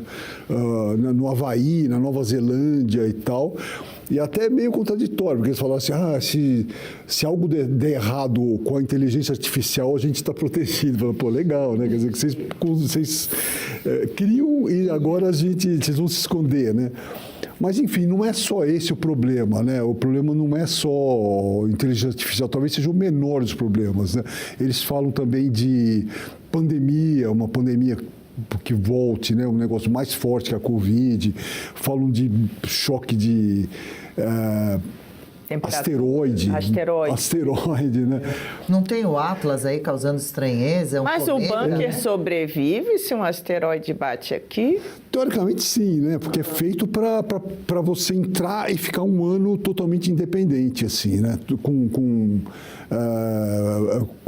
filtro de ar e tal. Então, é feito para isso, para assim, suportar. Tem um cardápio, né? Tem um bunker que protege de cometa, o que protege de asteroide, depende de quanto guerra, você tem aí para investir. Desastres Mas climáticos. a questão que eu acho mais importante, que não se fala, é a guerra nuclear, que é uma coisa que está meio fora de controle. Sim. E que espero que as pessoas pensem um pouco a respeito, porque a gente está vivendo uma situação realmente muito perigosa, meio grave, meio fora de controle. Antigamente, os Estados Unidos e a União Soviética, né, a antiga União Soviética, conversavam, faziam acordos, mas agora a gente está numa situação em que a gente tem na Rússia, o maior arsenal é da Rússia e está na mão de um gangster, né? Doido. O cara aqui e a Coreia do Norte também, que é outro. Está ameaçando aí. Antes era um tabu você falar em guerra nuclear. Agora eles estão falando todo dia. O Putin fala todo dia, né? Nós vamos mandar umas bombas aí para a Polônia. E o Trump mandou, né? Fazer de novos testes lá. Pois é. Eu acho que isso é pôquer. Eu acho que isso... É porque ele joga muito. Ele joga. Eu acho que ele está falando, vou fazer. Não, então vamos negociar. Eu não sei, vamos ver, tomara. Esses bunkers, você falou, nos Estados Unidos, Nova Zelândia, não são apenas de milionários. Mas claro que você tem que manter. É uma estrutura underground. E aí você tem tudo lá, inclusive comidas, mantimentos, não sei o quê. Mas não deve ser barato, né? Também. Ou não? Você compra um pedaço de terra e... Não, tem dois casos, assim. Um é uma comunidade de bunkers que está sendo construída na Dakota do Sul, nos Estados Unidos. É super baratinho. Custa equivalente a 300 mil reais. Só que é vazio, você tem que colocar tudo, né? Mas a estrutura custa 300 mil reais. É uma coisa que se fala, pô, não está fora, né? Não está fora de jeito nenhum. E depois eu também descobri que no Brasil existem... é um dado um pouco já ultrapassado, não sei se... Porque essa construção de bunker é um assunto meio sigiloso, assim, não se abre muito, né? Sim, claro. E no Brasil diz que tem 63, ou tinha 63 bunkers em 2020. Mas você sabe de quem? Não. Olha, eu sei, o único que mostrou a cara foi um cara de Santa Catarina, que está fazendo sozinho. Então ele mostra ele cavando ali. Ele está fazendo? Ele e a mulher estão fazendo, eles têm meio que... Eles são fanáticos por filme de zumbi. Então eles acham que vai ter um ataque de zumbi. Bom, mas então isso que eu queria fazer uma pergunta para você, Eu não Dago. duvido de nada. As pessoas que fazem esses bunkers são pessoas realistas ou de uma personalidade mais, assim, que acha... Paranoica. É, assim. isso, paranoica. Acho que mistura, né, cara? Acho que mistura. Porque assim, a gente viveu a realidade da pandemia, não foi nada bonita, e a discussão do nuclear é bastante séria. Esse cometa que a NASA não viu também é sério. Qualquer hora falam também que um alienígena vai mesmo fazer contato. Eu sei lá, agora zumbi, eu tava preferindo ainda... Achar que era uma brincadeira, né? Não, mas é isso que eu tô falando. Filme de cinema, zumbi. É porque o americano tem muita essa coisa da paranoia, né? Esse é brasileiro, você falou. Né? Mas é porque eu estava nos Estados Unidos quando teve o Y2K. E aí diz que ia ferrar, que ia, na virada do século, né? Que ia ferrar tudo. Eu tinha amigos lá que compraram revólver, mantimentos, e que não saíram no Réveillon, porque achou que ia parar tudo. Ia ser o bug do milênio. Eu não saí em São Francisco, me diverti, não aconteceu nada. E já falaram que o mundo ia acabar também, né? Toda hora vai acabar, né? E você vê, na época da Covid, no fundo, todas as nossas casas viraram bunkers, né? A gente teve que se fechar, colocar... Teve uma onda de paranoia também, que também não foi tão justificada assim, né? Eu era a louca da Covid, gente. Eu acho que isso a minha mãe fomentou muito, né? Criar esse tipo de paranoia depois, né? Pode vir uma doença pior ainda. Sim, sim. Que pode acontecer se a gente não estiver preparado. Eu quero saber o que tem dentro desse bunker, porque a gente gosta de um pouquinho. Mas aí depende de, entendeu? O Elon fez bunker. Então. Não, o Elon vai pra Marte, né? O Elon vai pra Marte. Tem TV, tem internet. Tem exposição de arte, tem alguns, né? Alguns bicicleta para pedalar, né? Tem piscina, eu vi alguns assim que são absurdamente. Piscina interna. Faça uma transferência agora. Manda um pix, né? É aquilo, a gente assiste os filmes de zumbi, a gente acha que a gente vai ser o que tá fugindo. Não, gente, a gente vai ser o que tá lá no meio do zumbi. Tá? A gente tem que ser realista. E a gente dá risada aqui, mas é um tema pertinente, né? Isso realmente está sendo construído e quem sabe futuramente seja ainda mais, né? Tem gente no chat pedindo um bunker para se esconder do governo Lula. Vai cobrar imposto, calma. Não deixa saber, vai cobrar imposto. Vai mandar o boleto. Primeira coisa. Esse eu quero ir, gente, porque eu não aguento mais. 4 anos, aí realmente a gente vai todo mundo para baixo da terra. Porque, Meu Deus. Você viu o ministro da Previdência agora? Deu uma declaração, disse que foi um erro, um ato falho, mas ele falou, vamos todos trocar a carteira de trabalho pelo Bolsa Família. Meu Deus. Pois é. De certa forma... Então, será? Freud Fica a dúvida, né? O fim do mundo ainda não veio, mas os zumbis estão por aí já, né? A gente já vê as pessoas, parece que cérebro lavado, assim. A questão dos Estados Unidos, por exemplo, com as drogas, né? Esse difícil. Também. Mas aqui também. Não. Eu estava chegando aqui, tinha um menino usando droga bem na porta aqui da Avenida Paulista. São Paulo ainda mais o crack e a cocaína. Eu vi, ele estava, eu fiquei... Agora, esse fentanil deixa as pessoas contorcendo o corpo, completamente... horrível, né? Morrem de umas paradas cardíacas imediatas. Muita gente jovem nas ruas, né? Ali a Filadélfia. Tanto que é um dos grandes problemas e lutas do Donald Trump com relação à Venezuela. E a China também está... A China que faria a pasta base desse... Mas os traficantes são vítimas dos usuários. Pois é, vamos construir um bunker para eles. Dago, e o tema da revista dessa semana, pode adiantar algo para gente? Então, o tema dessa edição agora, eu me baseei numa revista Time, que todo ano elege as maiores invenções do ano que passou, né? Então, é basicamente isso. Então, aí vocês veem que o destaque da Time é esse robô / mordomo criado faxineiro. Né? Então, esse robô parece ser uma coisa muito do futuro, mas é para o ano que vem já. Quem está sendo... criou? São 3, 4... Parece que são várias empresas americanas. Não tem? Tem um Mas que ele está faz fazendo. a escala 6x1, esse aí? Esse daí está o dia inteiro à disposição. Não reclama, olha... Não reclama. Aquele filme, O Homem Bicentenário, se tornando realidade. Vocês assistiram? E já estão usando? E para quem é mais velho, como eu, era Rose do desenho The Jetsons, né? Eu também, a Rose Jetsons. Total, a Rose é verdade. Mas essa série de robôs está sendo anunciada para o ano que vem. a $20 mil. Esse da capa é $20 mil. 20 mil E ele não está funcionando direito. Tem um vídeo, está incluído na matéria, um vídeo feito pelo Wall Street Journal, que mostra que ele tá precário ainda, porque ele precisa aprender a fazer as coisas. Então, uma repórter pede para ele, me traz uma água da geladeira. Ele demora 1 minuto, que ele se atrapalha todo. E aí pede para ele, que mais também? Coloca a louça na máquina de lavar a louça. E ele demora 5 minutos, porque ele não consegue fechar a porta e tal. Então, eles avisaram, falaram, ele está aprendendo, né?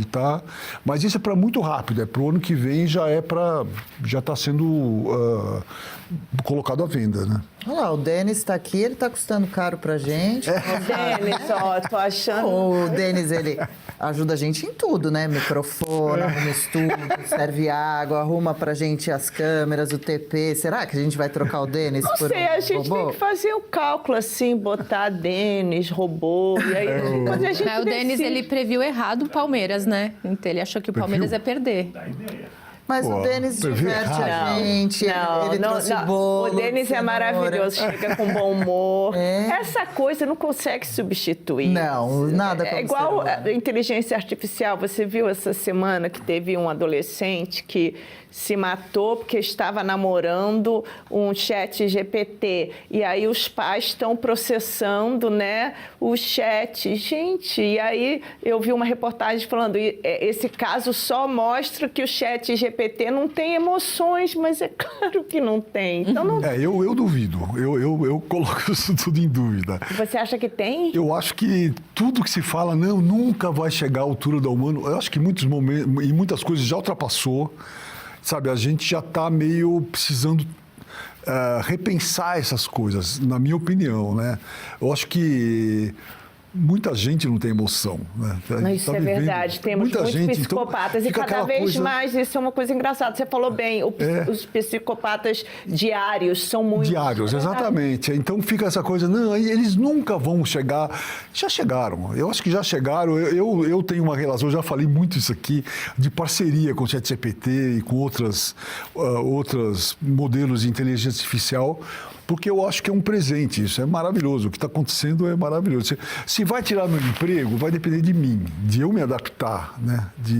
Porque ele já escreve melhor que eu não tenho dúvida, sabe? É muito mais rápido, pesquisa muito mais rápido. Eu não uso para escrever, eu escrevo, mas eu uso para revisão de texto, que antigamente eu sempre pagava alguém, sabe? Porque é sempre bom ter uma segunda... Então toda a coluna era um saco. Antes de eu mandar, revisão, né? Eu pagava para o revisor para dar uma olhada. Agora eu ponho o meu texto ChatGPT e falo, corrija gramática. Mais uma profissão que...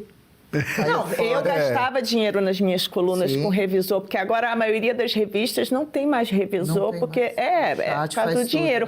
Aí eu tradução também ficou muito mais Paula, fácil. Da gente um colinho gostoso, quentinho, trocar uma ideia, chorar e a pessoa se emocionar com a gente. Será que o robô vai se emocionar também? Eu acho que... Só colocar a temperatura que ele fica quentinho também, dar um já colinho. Já está acontecendo. Posição de conchinha pra gente chorar junto. Existe uma grande parte de pessoas que estão se envolvendo emocionalmente com a inteligência artificial, justamente como você falou, homens que não conseguem, que não têm sucesso na vida amorosa aqui na vida real, começam a se envolver emocionalmente justamente com uma inteligência artificial. Então, eu acho que isso é inevitável. É inevitável. Tem um caso que eu escrevi faz tempo, inclusive, mostrava um rapaz que tem ele é todo desabilitado, assim, ele tem uma doença horrorosa, ele é um cara inteligente, emocionalmente normal, né, vamos dizer. Ele falava, o que vocês querem? Vocês querem que eu vá no bar arrumar uma mulher? Não vai acontecer isso. Então, ele tinha uma relação de namoro mesmo com um chat, com um modelo de inteligência artificial. E para ele falou, maravilhoso isso para mim. Sabe? É aquele filme que é do Paul Thomas Anderson, Her. Se lembra que lá atrás, né? Muito legal. Engraçado como a cultura tem uma coisa de dizer o futuro. Esses geniais, diretores geniais. Isso foi um tempão. Estavam falando desse filme, o Wagner escrevendo sobre o Her aqui agora. Uma aula sobre a interação com o IA. Sim. É mesmo, cara. Ai. Então vamos nos preparar, né? Porque cadê? A Carla tá me dizendo que tem um influenciador aqui no Brasil que exibe o dia a dia nas redes sociais com um robô. Ele chama Lucas Rangel. Alguém já tinha ouvido falar? Já. É esse, ó, eu não ouvi. Ele mostra o dia a dia, ó, ele dançando lá com o robô. Ó, tá em paz, sossegado. Parece que tá dançando aí, não tá? Mas assim, essas dificuldades que o Dagomir falou, que ele é um pouco lento e ele erra um pouco, é uma questão de tempo também para ele evoluir e ficar assim. Mas será isso prático? É uma Claro. Ai, gente, eu não vou namorar robô, não. Não, mas nesse caso é para funcionar como serviço. Né? Então, por exemplo, tô aqui trabalhando, deixei ele ativado lá em casa, ele já lavou tudo, passou tudo, limpou o chão, deu comida para os gatos. Eu vi uma hamburgueria em Nova almoço. York. Tem uma hamburgueria em Nova York que é feita completamente com robôs. Ele tempera a carne, faz o molde, tudo com braços robóticos. E faz em 15 segundos cada robô. Nossa, cada ainda tem otimização de tempo, além de economia financeira, né? Que também tá ligado, aliás, a otimização. Essa matéria das inovações, tem outras invenções que são muito ligadas a isso. Não são exatamente robôs, né? Mas são muito ligadas. Uma delas, por exemplo, é uma casa um sistema que você coloca na casa em que ela se percebe, o sistema se percebe que está ficando muito quente, está se aproximando do incêndio, ele vai lançando água e espuma anti-incêndio e vai criando um perímetro de defesa. Legal. Então, ele foi testado na Califórnia durante esses incêndios que teve agora em Los Angeles. Ano. E das 62 casas que testaram, só 2 queimaram. Então, ela foi super aprovado, assim, né? Isso é maravilhoso, né? Tem algo que veio à minha cabeça agora também, que eu tô ligada nas informações do Rio de Janeiro, claro, mas já imaginou os soldados robôs subindo o morro, sem por dúvida. exemplo? Porque seria bom. Inclusive, os traficantes usaram o quê? Aquele drone. Eu tô Sabia que eles explodiram o policial com drone? A gente tá no Jogaram Exterminador do granada. Futuro. O Robocop vai ser... Não, isso eu acho bom, porque aí são vidas que não vão ser mortas, né? Dos policiais que não serão mortos, Mas só fica a questão se o STF vai permitir, né? Boa. Mas aí o robô... E se os traficantes não vão usar também? Vamos usar antes, porque eles têm acesso aos drones, a tudo. Será que eles se ajoelham eles se ajoelham e pedem uma mulher em casamento?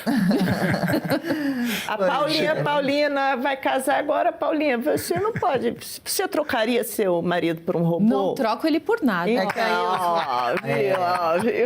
mais que o marido dela tá todo feliz. Ih, Dagô é mega palmeirense também. Parabéns. Viva os palmeirenses. Hoje não é Halloween, é Halloween. Que bonito vocês fizeram, hein? Foi lindo, Legal. cara. Foi lindo. Mas acho que a Paula tá imaginando esse robô aqui ainda, né? Mas imagina um robô feito com uma pele muito parecida com o humano. Tipo Exterminador do Futuro.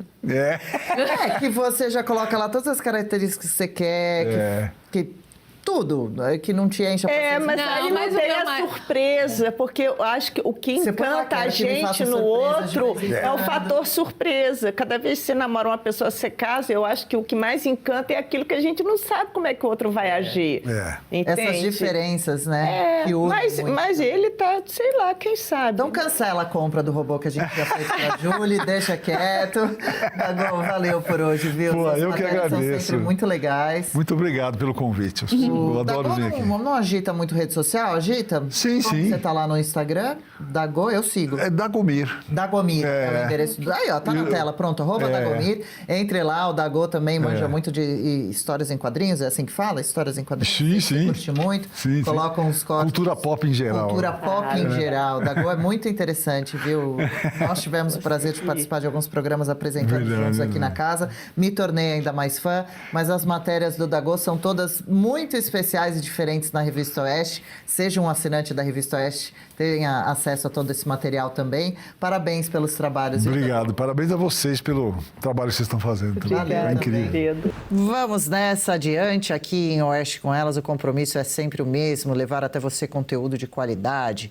Em 2026 não será diferente. Para começar o ano, vamos relembrar algumas das entrevistas especiais, os melhores momentos de entrevistados aqui com a gente que marcaram o nosso programa. Pode rodar. Oba, Adriana Reide, até que enfim, estava louco para estar nessa bancada poderosíssima e agora maior, né? Júlia, Marina, Paula. Mas queremos saber disso daqui, Fiuza. Você estava acompanhando um pouquinho do programa lá no cantinho, a gente estava falando muita coisa pertinente ao conteúdo desse livro. O que a gente encontra aqui dentro do Grande Circo? Esse já é meu, vou me manter bem agarrada, quero depois um autógrafo, por favor. Em primeiro lugar, muito obrigado pelo convite. Imagina. Né? Prazer muito grande estar aqui. Estava acompanhando, sim, o debate de vocês. A gente está numa conjuntura terrível, né? Uma barra muito pesada. Eu acho que isso movimenta a mídia, mas a gente não deseja, né? Porque é terrível o que a gente está enfrentando. E os assuntos que vocês estavam tratando, quer dizer, essa semana, você vê, né? A gente teve um 7 de setembro, mais um 7 de setembro histórico no Brasil, com povo na rua, né? Povo na rua, Adriana Reide, antigamente era a manifestação essencial e inequívoca da democracia, a demonstração física, né? E essa imprensa, como vocês estavam analisando, bom, no caso do Charlie Kirk pesado. De fato, não dá nem para começar, né? Mas essa imprensa, e não é só a imprensa, né, Marina? Eu acho que é uma imprensa representando uma tentação das sociedades, né, de afirmar uma nova democracia, que é uma democracia sem povo, né? Artificial né, o reino dos burocratas e suas cartilhas, né, e os seus truques de chantagem contra o povo, né? Então, a gente tem, mais uma vez, esse ano, um 7 de setembro gigantesco, com o povo na rua. O que é o povo na rua, né? Quer dizer, qual é a dificuldade de você... Vou olhar para a minha câmera um pouco, agora que eu vi que eu estou fechado lá. Qual é a dificuldade de você olhar para o povo na rua, o povo se manifestando, demonstrando uma determinada vontade e você retratar dessa maneira? O povo foi para a rua manifestar determinado desejo, determinada vontade, determinada insatisfação. Isso aí acabou.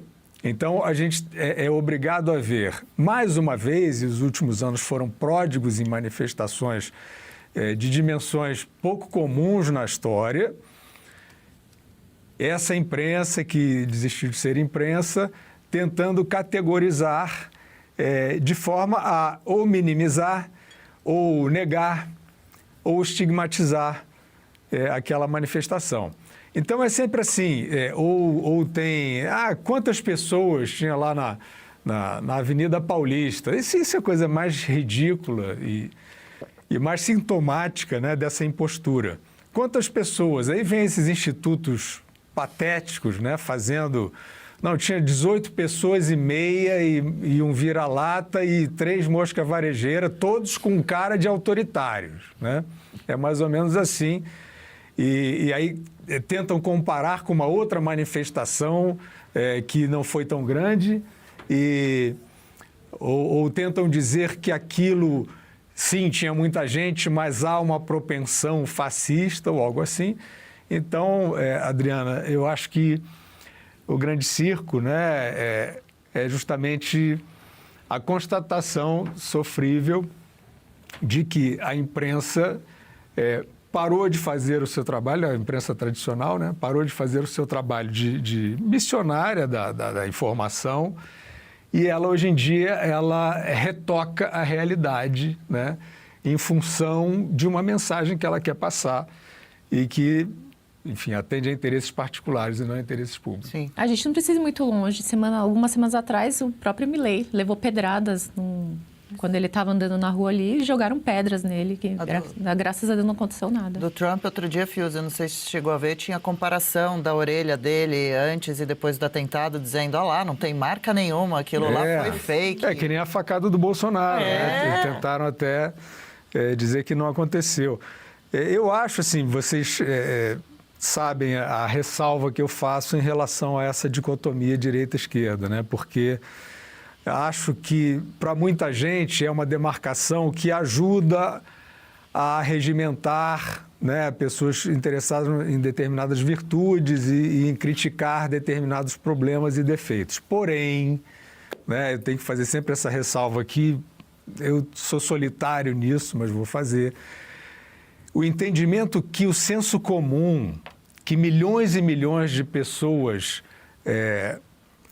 não partidárias, não aderentes,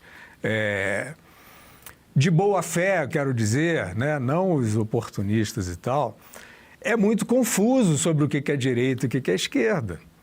Então, assim, a ideia da direita, por exemplo, que parece para muita gente uma tábua de salvação, isso é um conceito vago, absolutamente vago. Né? Desculpem aí aqueles que acham que isso é uma identidade como vestir a camisa do clube. Só que não funciona porque para muita gente de boa fé, volto a dizer, e, digamos, inocente no debate, a direita pode ser associável a regimes que eram considerados de direita e que foram autoritários, foram antidemocráticos, etc. Então, assim, não adianta você brigar com o senso comum. Não adianta você dizer, não, a minha direita não é a do AI-5 ou não é de que está em determinados livros associáveis aos regimes totalitários do fascismo, etc. Não adianta você fazer essa ressalva, porque os oportunistas que querem criar um conceito vago para poder perseguir, eles vão dizer assim, não, a direita é essa antidemocrática. A direita é essa associável ao ato institucional número 5, que é um ato ditatorial da recente história brasileira. Então, o que eu acho, às vezes, uma pena é que você tem hoje, no Brasil, por exemplo, uma massa gigantesca de pessoas querendo liberdade, pessoas querendo protestar contra o abuso de poder, pessoas querendo protestar contra a corrupção reiterada no Brasil, e ela não pode, ninguém mais tem direito de dizer, eu quero liberdade, eu vou por liberdade. Não, alguém passou a procuração para dizer assim, não, isso é uma manifestação da direita. Eu acho que tem muita gente que nem sabe o que é isso. Tem políticos que são associáveis. Para o político é maravilhoso, porque ele diz que ele é de direita ou que ele é de esquerda, ele já tem um caminhão de voto, né? Que nem o garoto que entra na escola, se ele é Flamengo no Rio, né? Se ele é Flamengo ou se ele é Vasco, ele já tem um grupo. Na sociedade hoje, no Brasil e no mundo, isso é um problema. Essa dicotomia é um problema. Os oportunistas que querem perseguir, por exemplo, um assassinato. Ora, não é questão de um conjunto de valores determinados que ele defende ou que ele defenda. É um homem que foi assassinado, pô. Então, se um homem foi assassinado, isso antecede. Ele defende os valores conservadores. Tá bom, isso já é vago. Eu acho que já é vago. Porque, assim, vários desses valores são universais. Poxa, liberdade é liberdade. Eu só posso defender a liberdade se eu tiver um escudinho ideológico. Então, você estava falando, né, Marina, da desumanização. Um capítulo essencial da desumanização é esta polarização, que eu acho em grande medida artificial. Em grande medida artificial. Tem muita gente que até... Vocês conhecem em São Paulo, eu conheço no Rio, você há de conhecer em Nova York, em Los Angeles, em Paris, pessoas que viviam próximas umas das outras, né? Colegas de trabalho, de repente são inconciliáveis, como se fossem credos opostos. Eu não acredito nisso. Então, o que se passa, né? Hoje em dia a gente virou refém, né? Quer dizer, eu acho assim, seria muito potente se você pudesse chegar e dizer assim, eu acho que a liberdade está ameaçada no Brasil. Eu vejo a imprensa, a chamada imprensa tradicional, agindo em favor da censura. Eu vejo a imprensa criar eufemismos, ajudar a criar eufemismos como narrativa anti-estatal, desinformação, para perseguir a livre circulação de ideias. Isso é muito poderoso, você fazer a crítica chamando as coisas pelos seus nomes. Mas se você, em vez de você dizer que existe uma nuvem de censura no Brasil, você diz que estão perseguindo a direita, perdeu. Desculpe, perdeu. Porque no que você diz estão perseguindo a direita, para uma quantidade imensa de pessoas no mundo de boa fé, que não são partidárias, vai achar assim, não, então é uma briga política, Adriana. Então isso é uma briga política, é uma briga de um grupo contra o outro. Não é. Você dizer que tem uma avalanche de censura, de desumanização, de supressão de liberdade, de abuso de poder, não é uma briga de um grupo político contra o outro. Isso é o aviltamento de valores essenciais, que vem muito antes. Você quer ser de direita? Ótimo. Seja, pode ser interessante se o seu grupo se identificar com determinados valores, mas saiba, para muita gente isso vai ser um mal-entendido, para muita gente isso vai servir para desumanizar você. Aconteceu, como a Juliana falou, aconteceu comigo.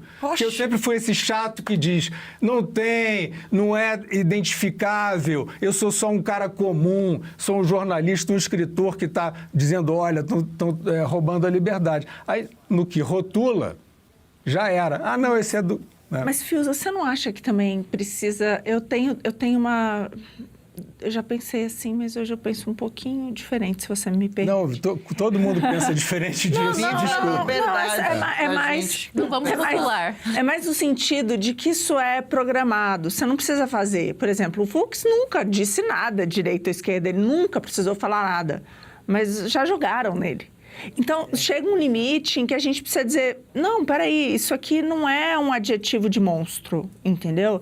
Isso não é um adjetivo de alguém que seja autoritário. Vou te fazer uma pergunta provocativa, isso até aqui não porque é... você, claro. Marina, foi candidata e você faz parte da política. Perfeito. Aliás, então, assim, esse era eu sei o quanto isso te traz de voto, mas eu confio em você, voto em você e eu sei que você não usa de má fé. Agora eu te pergunto, por que você precisa do adjetivo? Não se precisa, mas o que eu digo é que você não precisa dele para te colocarem. Esse é o ponto. Eu nunca precisei falar nada disso para que me rotulassem assim, a partir do momento que você começa a defender certas coisas. Então, por exemplo, me rotularam de bolsonarista e eu concorri pelo Partido Novo. X, entendeu? Qual é o ponto? O ponto é, você não precisa falar, eles vão vir. E aí, então, o que eu acho que a gente... o que eu vejo é que é uma defesa. Você começar a dizer, peraí, mas qual o problema de defender essas coisas? Não, entendeu? você defende porque as coisas. Esse é o ponto. Vou fazer uma sugestão para você. Existe o Bolsonaro, você falou de bolsonarismo. Existe o Bolsonaro. Fala do Bolsonaro. Existe o Lula. Fala do Lula, existe o Partido Novo. Fala do Partido Novo, existe o PT. Fala do PT. Não, perfeito, mas você não tem existe isso. Existe a liberdade. Você não tem isso, mas no porque que você, nas próprias no reportagens... que você entra... nas próprias reportagens, eu participei agora do grande debate na CNN, né? Eu falei o que eu achava sobre o julgamento. Todo o chat de claramente quem não concordava comigo, me rotulava de golpista ou... É porque as pessoas estão viciadas, Marina, nisso. Mas o ponto é, a gente não pode aceitar isso. E tem que ter uma defesa do que você... Porque, vamos lá, eleição sempre foi polarizada. Vou te dar uma sugestão. Fiuza. Você que eu quero que ocupe todos os espaços, porque eu sou teu fã, né? E você trabalhou com Paulo Guedes, você é o que há de melhor. Quanto mais você afirmar os valores e não os rótulos, eu acho que mais você vai ajudar a libertar essa gente. Não, eu concordo com essa gente que somos nós. Agora, um ponto aqui. Eleição. Vamos passar para o que é uma eleição. E aí eu vou falar da eleição aqui da cidade de São Paulo. Gente, a Atena pegou a minha cadeira e acertou no pau do Boçal. A minha cadeira, quando eu levantei, eu corri. Eu quero dizer que houve esse nível, e eu acho isso, não tem que ter agressão física, nada pode... Maior nível da tensão que acontecia ali. Isso é o que eu quero dizer, eu estou falando de um lado da tensão que existia no ar durante toda aquela disputa. Isso é inerente à política, Fiuza, é isso que eu quero dizer. O Augusto sempre traz isso. Vai no interior qualquer...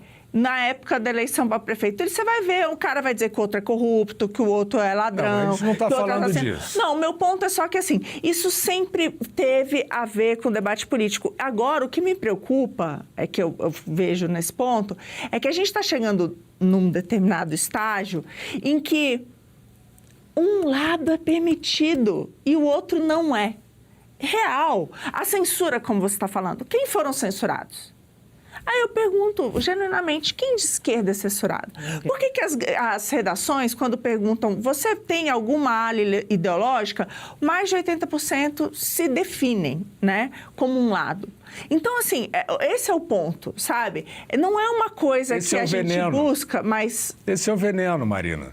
Esse é o veneno, porque, assim, ser de esquerda, vou repetir, ser de esquerda ou ser de direita pode significar coisas muito diferentes para muita gente. Perfeito. Certo? Então, assim, você, Marina Helena, é pela liberdade, você tem elevado conhecimento macroeconômico e defende uma política econômica responsável, não essa do petismo. Se você defender esses valores, né, tá tudo bem, tudo puro. Se você defender os valores da direita, que é uma coisa vaga, já vão dizer, pois é, mas ela é favorável ao AI-5. Aí você vai dizer, não, eu não sou favorável ao AI-5. Ah, mas para milhões de pessoas, o AI-5 é identificável como um ato da direita. Então, esse tabu precisa ser quebrado, eu vejo mais... Eu quero falar do livro. Essa conversa não tem fim. Eu quero falar do livro. Sabe o que eu queria falar também sobre o livro que eu estava pensando aqui? E muito boa essa discussão de vocês, inclusive o chat curtindo, porque é saudável e interessa a todos nós, mas o nosso tempo vai correndo e a gente não vai ter tempo de falar direitinho. Mas, Fios, eu estava lembrando aqui, né, sobre essa questão da responsabilidade do jornalismo e como essa imprensa que a gente se refere aqui, o Grande Círculo, a gente falava no programa também, como era a imprensa é uma diversão, o carro do briefing que vai passando, como eles também usam os veículos deles para mandarem, viu, Ju, mensagens pessoais, colocando assim, blá, blá, blá, blá, blá, blá, blá, blá, blá, dizem intelectuais, segundo especialistas, opinião do leitor. Não é o leitor mesmo? É melhor. A opinião do leitor é maravilhoso. É maravilhoso. Fontes, os ministros. Ontem tinha várias fontes dos ministros na UOL, né? Todo mundo. Eu falei com os ministros como eles estavam se sentindo. E agora intelectuais é o quê, né? Hoje em dia. Segundo especialistas. Intelectuais. Com que UI, viu? Intelectuais, por favor. Eu lembro, Paula Camacho, que quando a gente foi obrigado a cobrir o atentado contra o Trump em tempo real, porque aconteceu 10 minutos antes da gente entrar no ar. Verdade. Dia 13 de julho de 2024. Derrubamos o roteiro inteiro. Derrubamos e fomos um dos lugares que estava acompanhando em tempo real. E aí, Paula, o nosso trabalho, tristemente, passou a ser achar um caminho através das manchetes enganosas, porque elas tentavam minimizar, né? Tinha essa do Globo, que é famosa, né? Que está no livro, que Trump cai do palco com o rosto sujo de sangue. Tinha vários da mídia internacional, que a mais inacreditável é essa. Serviço secreto interrompe discurso de Trump. Meu Deus. Para. É inacreditável. Não, Juliana, você lembra disso? No Brasil, eu estava fora. Serviço secreto interrompe discurso de Trump. Ou seja, o Trump é mau, algum ele estava fazendo, né? Inclusive do Kirk falou, uma das justificativas do Globo era justamente que ele participou do Capitólio, ou seja, ele poderia ser alvejado porque ele participou do Capitólio. E não há comprovação disso também. Só faltou botar golpista, quase. Mas Exato. botou homofóbico, botou assim como eles botaram no Bolsonaro, né? Não, e botou, Juliana, esse negócio do leitor, eu lembro que tinha uma dessas que responsabilizavam o Trump, que não foi morto por milímetros, ele virou responsável pelo atentado. Claro, porque ele chama aquilo, né? E tinha uma dessa que era desleitor. Se eu não me engano, era do Estadão. Posso estar sendo injusto, mas não vou estar sendo tão injusto, porque todos eles usam. Todos eles têm algum leitor, né? E era assim, era uma coisa assim... está colhendo, né, o que plantou com seu discurso de ódio, diz leitor, sabe? Uma coisa... Também você traz aqui no livro, e a gente comenta muito lá no Outra Coisa, brinca, mandando a mensagem, um recado, sobre os ativistas, né? Não só jornalistas, mas como atrizes, atores, cantores, economistas que fazem campanha para um determinado político e que depois ficam ali naquela situação tendo que sustentar sem ter argumentação para isso. Nisso a gente lembra, você traz aqui economistas importantes, inclusive o criador do Plano Real, que fez campanha... Vários dos autores do Real. Né, Marina? É. Você sofre tanto quanto eu de ver esses gênios. Muito, como eu sofro. O que aconteceu, né, com o Baixa, o Malan, o Pércio? Foi, né? Eles Mas aí escreveram a cartinha da democracia? Não, escreveram. Boa parte. Não, eles recomendaram o voto no Lula, sendo que o PT sempre... Alguns voto nulo, né? Pra gente ser bem... Alguns, mas poucos. Bom, eu lembro do... do telepatia. O Armínio, né? Eu sei que você não quer falar. É constrangedor. Para mim é constrangedor. Muitos fizeram, muitos declararam voto no Lula, fizeram campanha, abriram suas casas, fizeram eventos, eu vou te falar, dos grandes, eu só não lembro do Gustavo Franco. Do Gustavo Franco, é isso que eu ia dizer. É uma exceção. Se posicionando pelo Lula, mas também não vi ele dizendo que não era bom votar no Lula. Sendo que o lulismo e o petismo são o oposto do legado do real. Eles votaram contra. Mas eu tenho uma dúvida em relação a isso, porque eu acho que essa turma é toda PSDBista. E, no fundo, a social-democracia ela é a favor de um Estado grande. Então, assim, Marina, ainda que vamos cair de novo no rótulo. Não, o que eu quero dizer é o seguinte, eles, por exemplo, se você disser, o Brasil tem a maior... Vou dar um exemplo prático, tá? Samuel Pessoa, né? Ele acha que é o pacto social, que a gente pode ter imposto de 80% do PIB, tá tudo bem. Eu discordo. Então, eu não vou entrar em Samuel Pessoa. Entendeu? Tem uma questão aí que é isso, assim. Então, o Haddad, por exemplo, essa turma gosta do Haddad porque acha que aumentar os impostos vai trazer um estado de bem-estar social. Não existe nenhum economista sério que gosta do Haddad na Fazenda. Não, acha que a sociedade é desigual. Não. A gente já quer um programa Fios e Marina. Fios e Marina. O grande debate. Marina, como você é a melhor que tem... Eu vou voltar lá pra gente falar sobre isso. Como você é a melhor que tem, eu vou te fazer uma proposta. Tá bom. Não é se o Malan, o Pércio, o Baixa são tucanos ou não, são de direita ou são de esquerda. O que é o legado da responsabilidade fiscal. Né? Eu quero trazer as coisas para o concreto. O que é o legado da responsabilidade fiscal? É o oposto de todas as políticas macroeconômicas do PT. Sim. Então não tem para onde correr, sabe? Se fosse assim, a gente recomenda o voto no Lula porque a gente vai estar junto, vamos fazer um governo de coalizão. Mas eles criticaram Guedes. E eles foram contra reformas importantes. Então, por isso que eu falo que tem um modo de pensar diferente que vai além, entendeu, Fiuza? E, estão pedindo aqui no chat pra gente falar mais do livro, hein? Porque são 11h58, termina meio-dia. Vocês vão demorar mais que isso tudo pessoal, cadê a câmera aberta? A da Fiuza, a gente não aguentei, eu amo Fiuza. Meu marido que me perdoa, ele também te ama. Eu falei isso não, pra a gente tá no mesmo barco. A gente só tem que desbastar esses conceitos que estão nos atrapalhando. Né? Então, isso está tudo no livro, inclusive essa questão desse apoio, desse lastro que foi trazido pelos economistas do Real para um projeto que eles sabiam que não poderia dar em boa coisa. E assim, vamos combinar, para concluir, Dri, para não estourar o tempo do nosso voto de 13 horas. Marina, você sabe disso melhor do que eu. Mesmo dentro do PT... Eles têm os economistas, eles botaram o Haddad. Eles têm péssimos economistas. O Pockmann, o Mercadante, tem Mantega, da Unicamp. Tem a Dilma economista também. A Dilma. Meu Deus. Eles não botaram, eles botaram o Haddad, que é pior do que todos eles, porque não é da área. Então esse projeto que é pior. Esse projeto nunca quis ser um projeto macroeconômico. E olha, no programa Outra Coisa a gente comenta também o Roger Walters se intrometendo na política, o Roginho, não é? O Rogerinho, Rogerinho o Caetano e o mundo tá tudo odara. O Oscar, né? A Nanda e o Valtinho, que disseram para o mundo que se não fosse o Lula, não tinha democracia no Brasil. Cristiana Mampur, o que foi aquilo, né, do Valtinho? O que foi aquela entrevista? Vocês viram o vídeo dele falando altos palavrões sobre Donald Trump, que ele é um porco, não sei mais o que.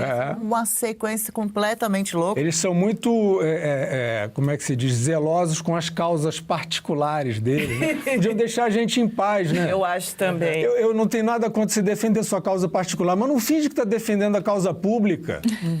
Mas você sabe, só desses economistas de boa tarde, boa parte deles. Por exemplo, essa turma dos economistas, eles eram o outro polo do anti-Lula. Então, eles querem derrubar a concorrência. É igual a mídia tradicional.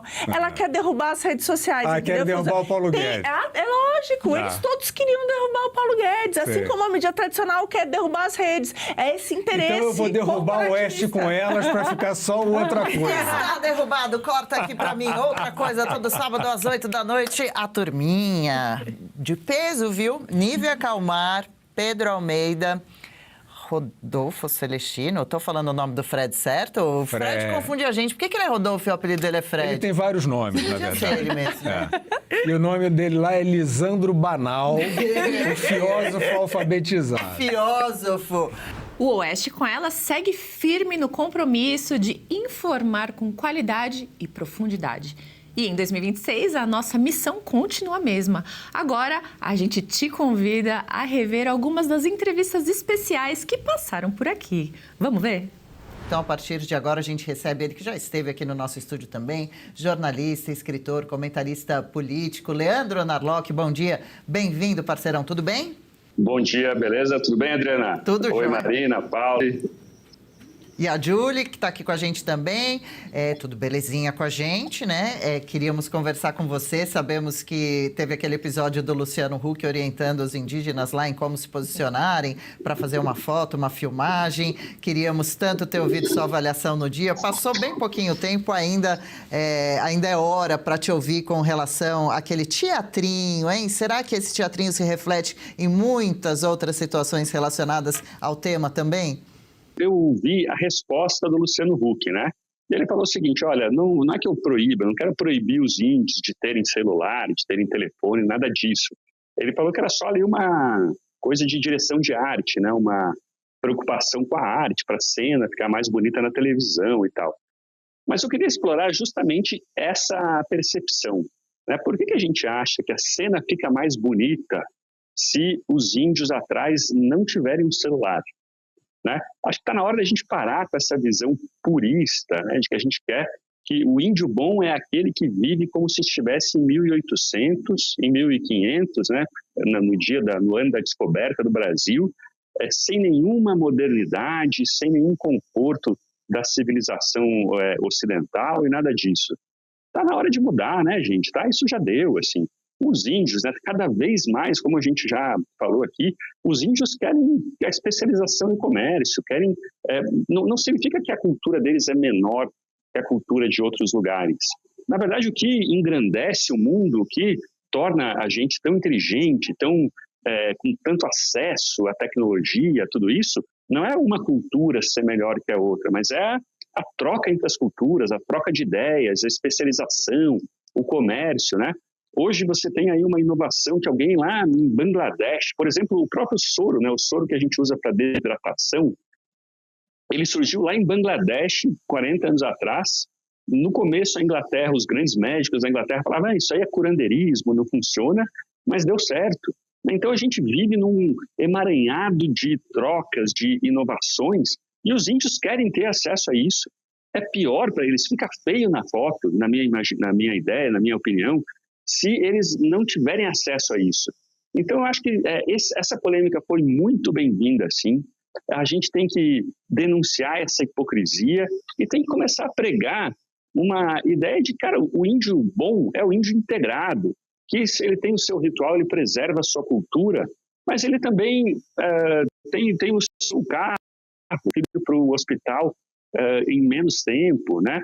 Tem um telefone para falar com as pessoas, pode ter uma profissão, né, da sua aldeia, ele pode, sei lá, vender serviços de design, digamos, para o mundo todo. Né? Então, como acontece nos Estados Unidos, no Canadá, o Canadá tem 450 acordos de mineração com tribos indígenas. Na Austrália, os índios têm empresas de mineração listadas na Bolsa de Valores, os aborígenes. Então, para mim, é isso que o Luciano Huck deveria propagar para o mundo. Olá, Narlock, bom dia.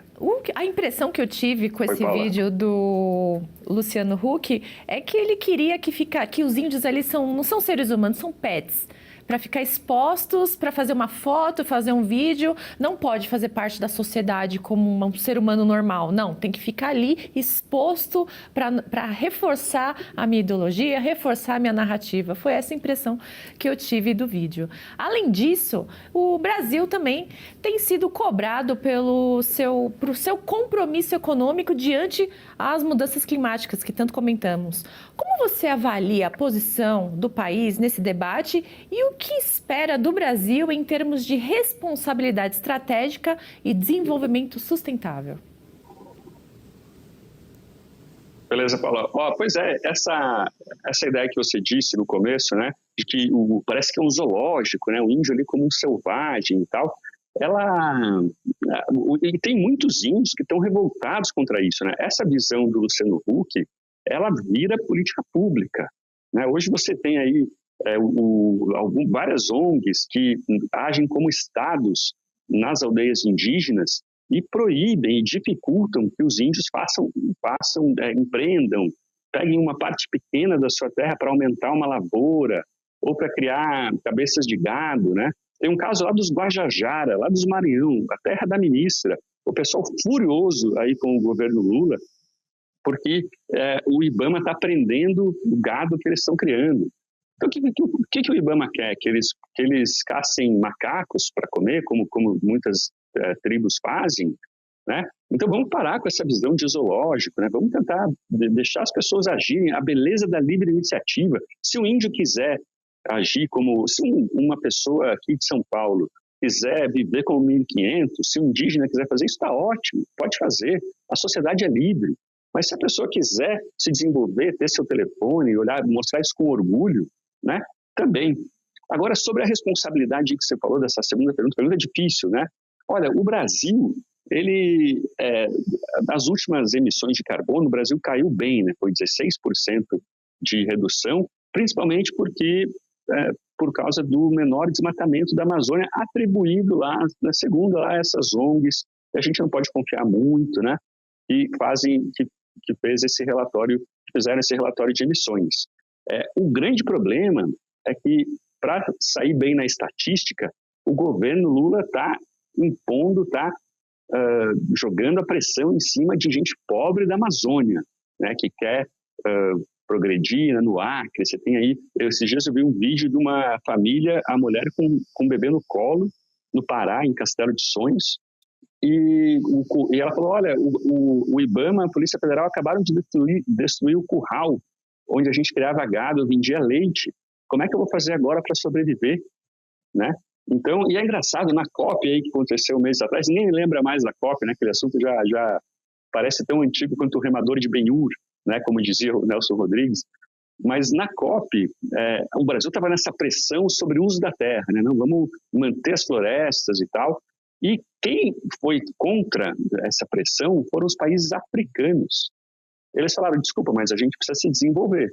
A nossa transição energética é do carvão vegetal, né, que a gente usa no Brasil para churrasco, para a eletricidade. A gente precisa, antes de tudo, a gente precisa enriquecer. E olha que curioso, acabou que a África, né, os países africanos representaram os brasileiros melhor que o governo brasileiro. Isso foi, assim, uma ironia de tantas as ironias aí da COP30. Nós da Oeste com Elas acreditamos em jornalismo com conteúdo, contexto e qualidade. Em 2026, seguimos ainda mais comprometidos com vocês. Vamos relembrar entrevistas especiais que fizeram história no nosso programa? Pode rodar. A gente recebe uma convidada, jornalista, comunicadora, influencer de sucesso, baita sucesso, diga-se de passagem, e amiga Mônica Salgado, que já esteve presencialmente em Oeste com Elas. Hoje atende a gente de forma remota. Tudo bem, Mônica? Sempre linda, como se não bastasse a cereja do bolo. Bom dia e bem-vinda. Bom dia, querida. Que gostoso passar essa manhã com vocês, que são mulheres que eu admiro, que eu respeito, que também têm um carinho pessoal. contem sempre comigo. Estou sempre à disposição. Valeu, esse carinho todo é mútuo, viu? E a admiração também. A gente gravou um vídeo juntas, o movimento Mulheres de Direita com Orgulho foi criado por você, reúne diversas outras parceiras alinhadas que toparam entoar esse coro, aí um trechinho do nosso vídeo, através dessas gravações com mensagens variadas dentro do tema. Conta pra gente, já que você foi a dona da ideia, a organizadora, qual o objetivo desses vídeos, alcançar qual público, atingir esse público, de que forma? Olha, vou dividir os louros aqui com a minha amiga Morgana Klein. Boa. Na verdade, estava eu pacatamente num dia off aqui em casa e Morgana levantou essa bola. Moni, vamos nos unir. Você não acha que falta união na direita? Eu falei, absolutamente. Vamos unir essas mulheres que sabemos que umas seguem as outras, estamos devidamente alinhadas em valores, em princípios. E aí eu peguei, arregacei as mangas e fui atrás das pessoas que eu conheço. E aí nasceu esse movimento que começamos semana passada, que super viralizou de um jeito que, inclusive, nos surpreendeu. Tivemos muitas adesões bacanas. E a ideia, Adri, eu acho que o objetivo é muito claro, assim, é desconstruir essas narrativas de que a esquerda é o lado do bem, de que a esquerda é o lado da justiça social, da igualdade, e a direita é sempre opressora, malvadona. Como a gente diz na campanha, eu acho que nos colaram esses rótulos, né, ao longo das últimas décadas, marketearam em cima desses rótulos, aliás, de maneira muito brilhante, porque sabemos que surtiu efeito, e aí a direita aceitou. Mas agora eu acho que é o momento da gente bater no peito e dizer por que eu tenho vergonha de ser de direita, por que eu tenho que sentir vergonha? Eu tenho muito orgulho. E isso de maneira elegante, de maneira embasada, com argumentos, sem nenhuma vulgaridade, xingamento, nem haveria porquê. E eu acho que a gente vai ganhar, sim, nos argumentos, mostrando que nós temos um embasamento naquilo que nós defendemos. Mônica, bom dia. Muito obrigada por estar aqui conosco. Você acha que tem muita gente que nem sabe ainda o que é ser de direita, ser de esquerda, ser de centro? Quem que pode ser que participe desse movimento, que vai se identificar, que pode se identificar com o movimento e falar assim, peraí, eu acho que eu sou de direita, eu achava que era de esquerda, eu acho que eu sou de centro, eu não ligava, mas eu acho que eu sou de direita. Você acha que é esse o fundamento da campanha? Paula, eu tenho certeza que muita gente não tem ideia do que defende. Eu amo esses vídeos que circulam na internet, das manifestações, em que o entrevistador vai lá e questiona as pessoas. Você sabe o que você está defendendo aqui? Você sabe o que significa um artista anistiado subir ao palco e gritar sem anistia? E a gente percebe claramente que muitas pessoas não têm ideia. Vão lá, participam, sabemos que algumas são, inclusive, remuneradas para isso, e não têm ideia do que defendem, porque eu acredito que um erro muito comum que é praticado é que não são só pautas identitárias que estão em jogo. Acho que essa confusão é bastante comum. Não é só sobre a linguagem neutra, não é só sobre mulheres trans frequentarem banheiros femininos. A discussão vai muito além. A gente está falando aqui de condução de economia, a gente está falando aqui de responsabilidade fiscal, a gente está falando aqui de tamanho do Estado e essa gastança sem limites que a gente vê, a gente está falando de liberdade de expressão só permitida a um lado. Então, assim, é uma pauta muito ampla. E a ideia do movimento é justamente esclarecer. Somos a favor da justiça social, não da maneira assistencialista que é feita hoje. Somos a favor da diversidade, mas diversidade para todos, inclusive para mim, que sou descendente de europeus, que sou loira.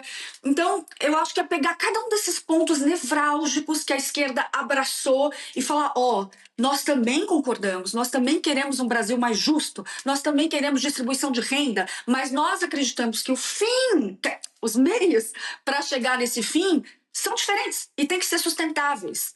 Então, acho que é basicamente desatar esses nós e trazer esse esclarecimento para as pessoas que estão em dúvida ou que talvez não tenham um conhecimento tão profundo, né? Mônica, um prazer estar aqui com você e fazer parte também desse movimento. E uma coisa que é bastante interessante é o que motivou mesmo, né? Que é que as pessoas não tenham vergonha de ser avós.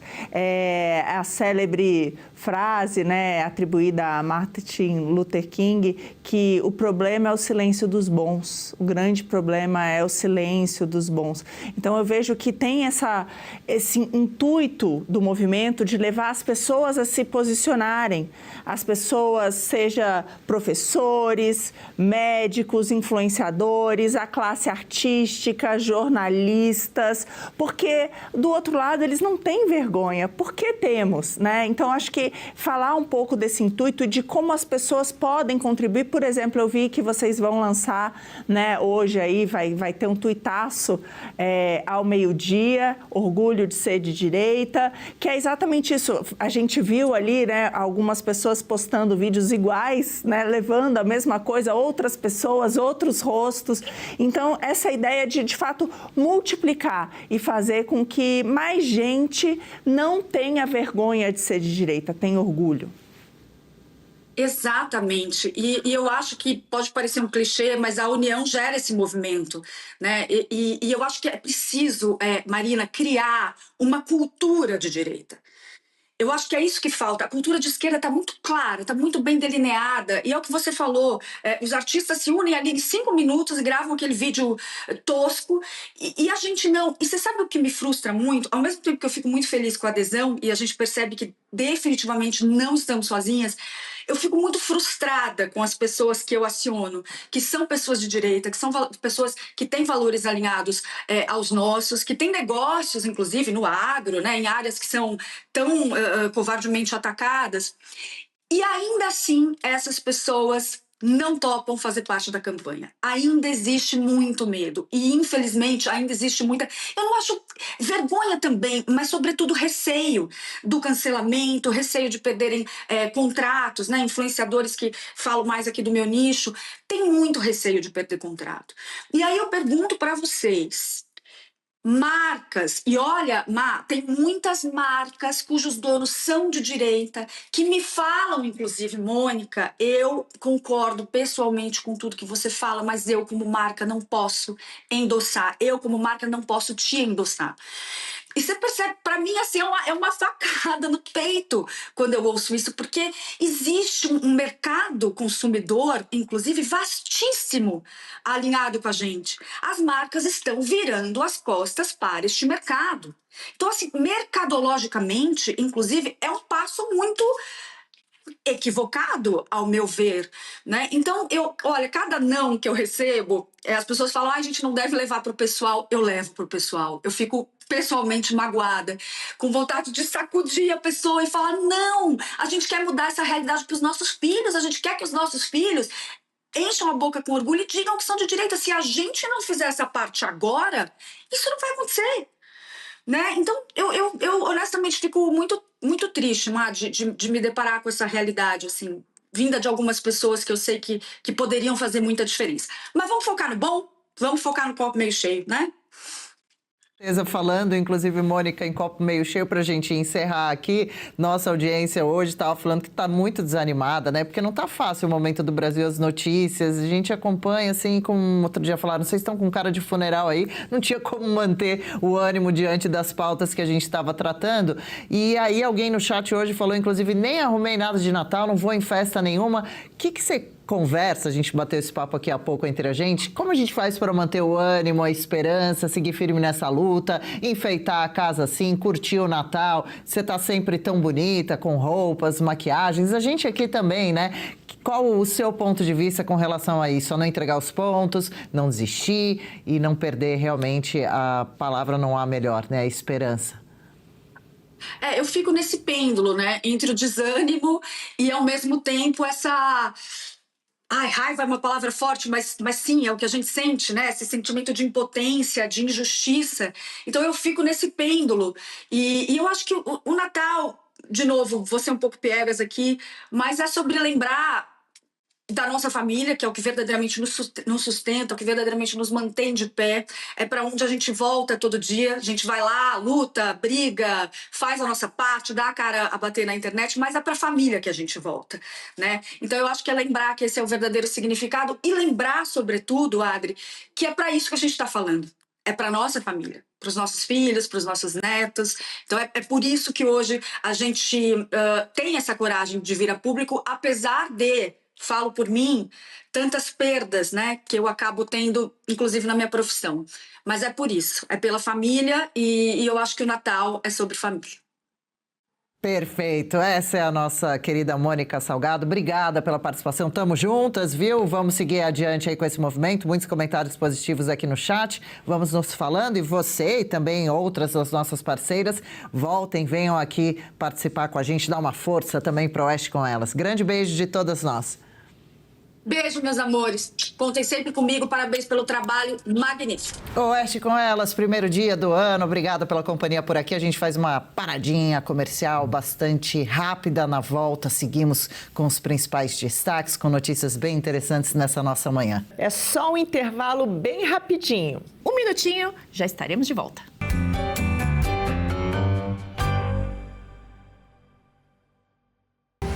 A Revista Oeste nasceu com um propósito claro: romper o silêncio.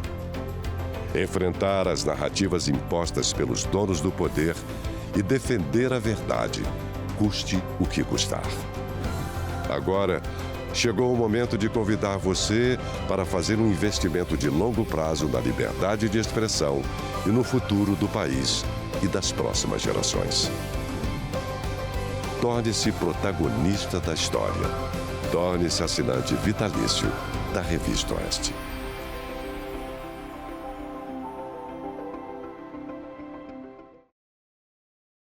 Democracia é poder escolher. Mas escolher sem ter acesso a informações claras e honestas é escolher de verdade? Para que o Brasil seja um país mais livre a partir de 2026, precisamos levar a verdade dos fatos a um número ainda maior de brasileiros. É por isso que vem aí a Oeste TV, mais uma plataforma para ajudar a espalhar informação de qualidade a cada vez mais gente. Mas para que isso se torne realidade, precisamos chegar a 120 mil assinantes. Contamos com você. Faça parte dessa história. Seja um assinante da Revista Oeste. Oeste, independente. Essencial. O Brasil real está aqui.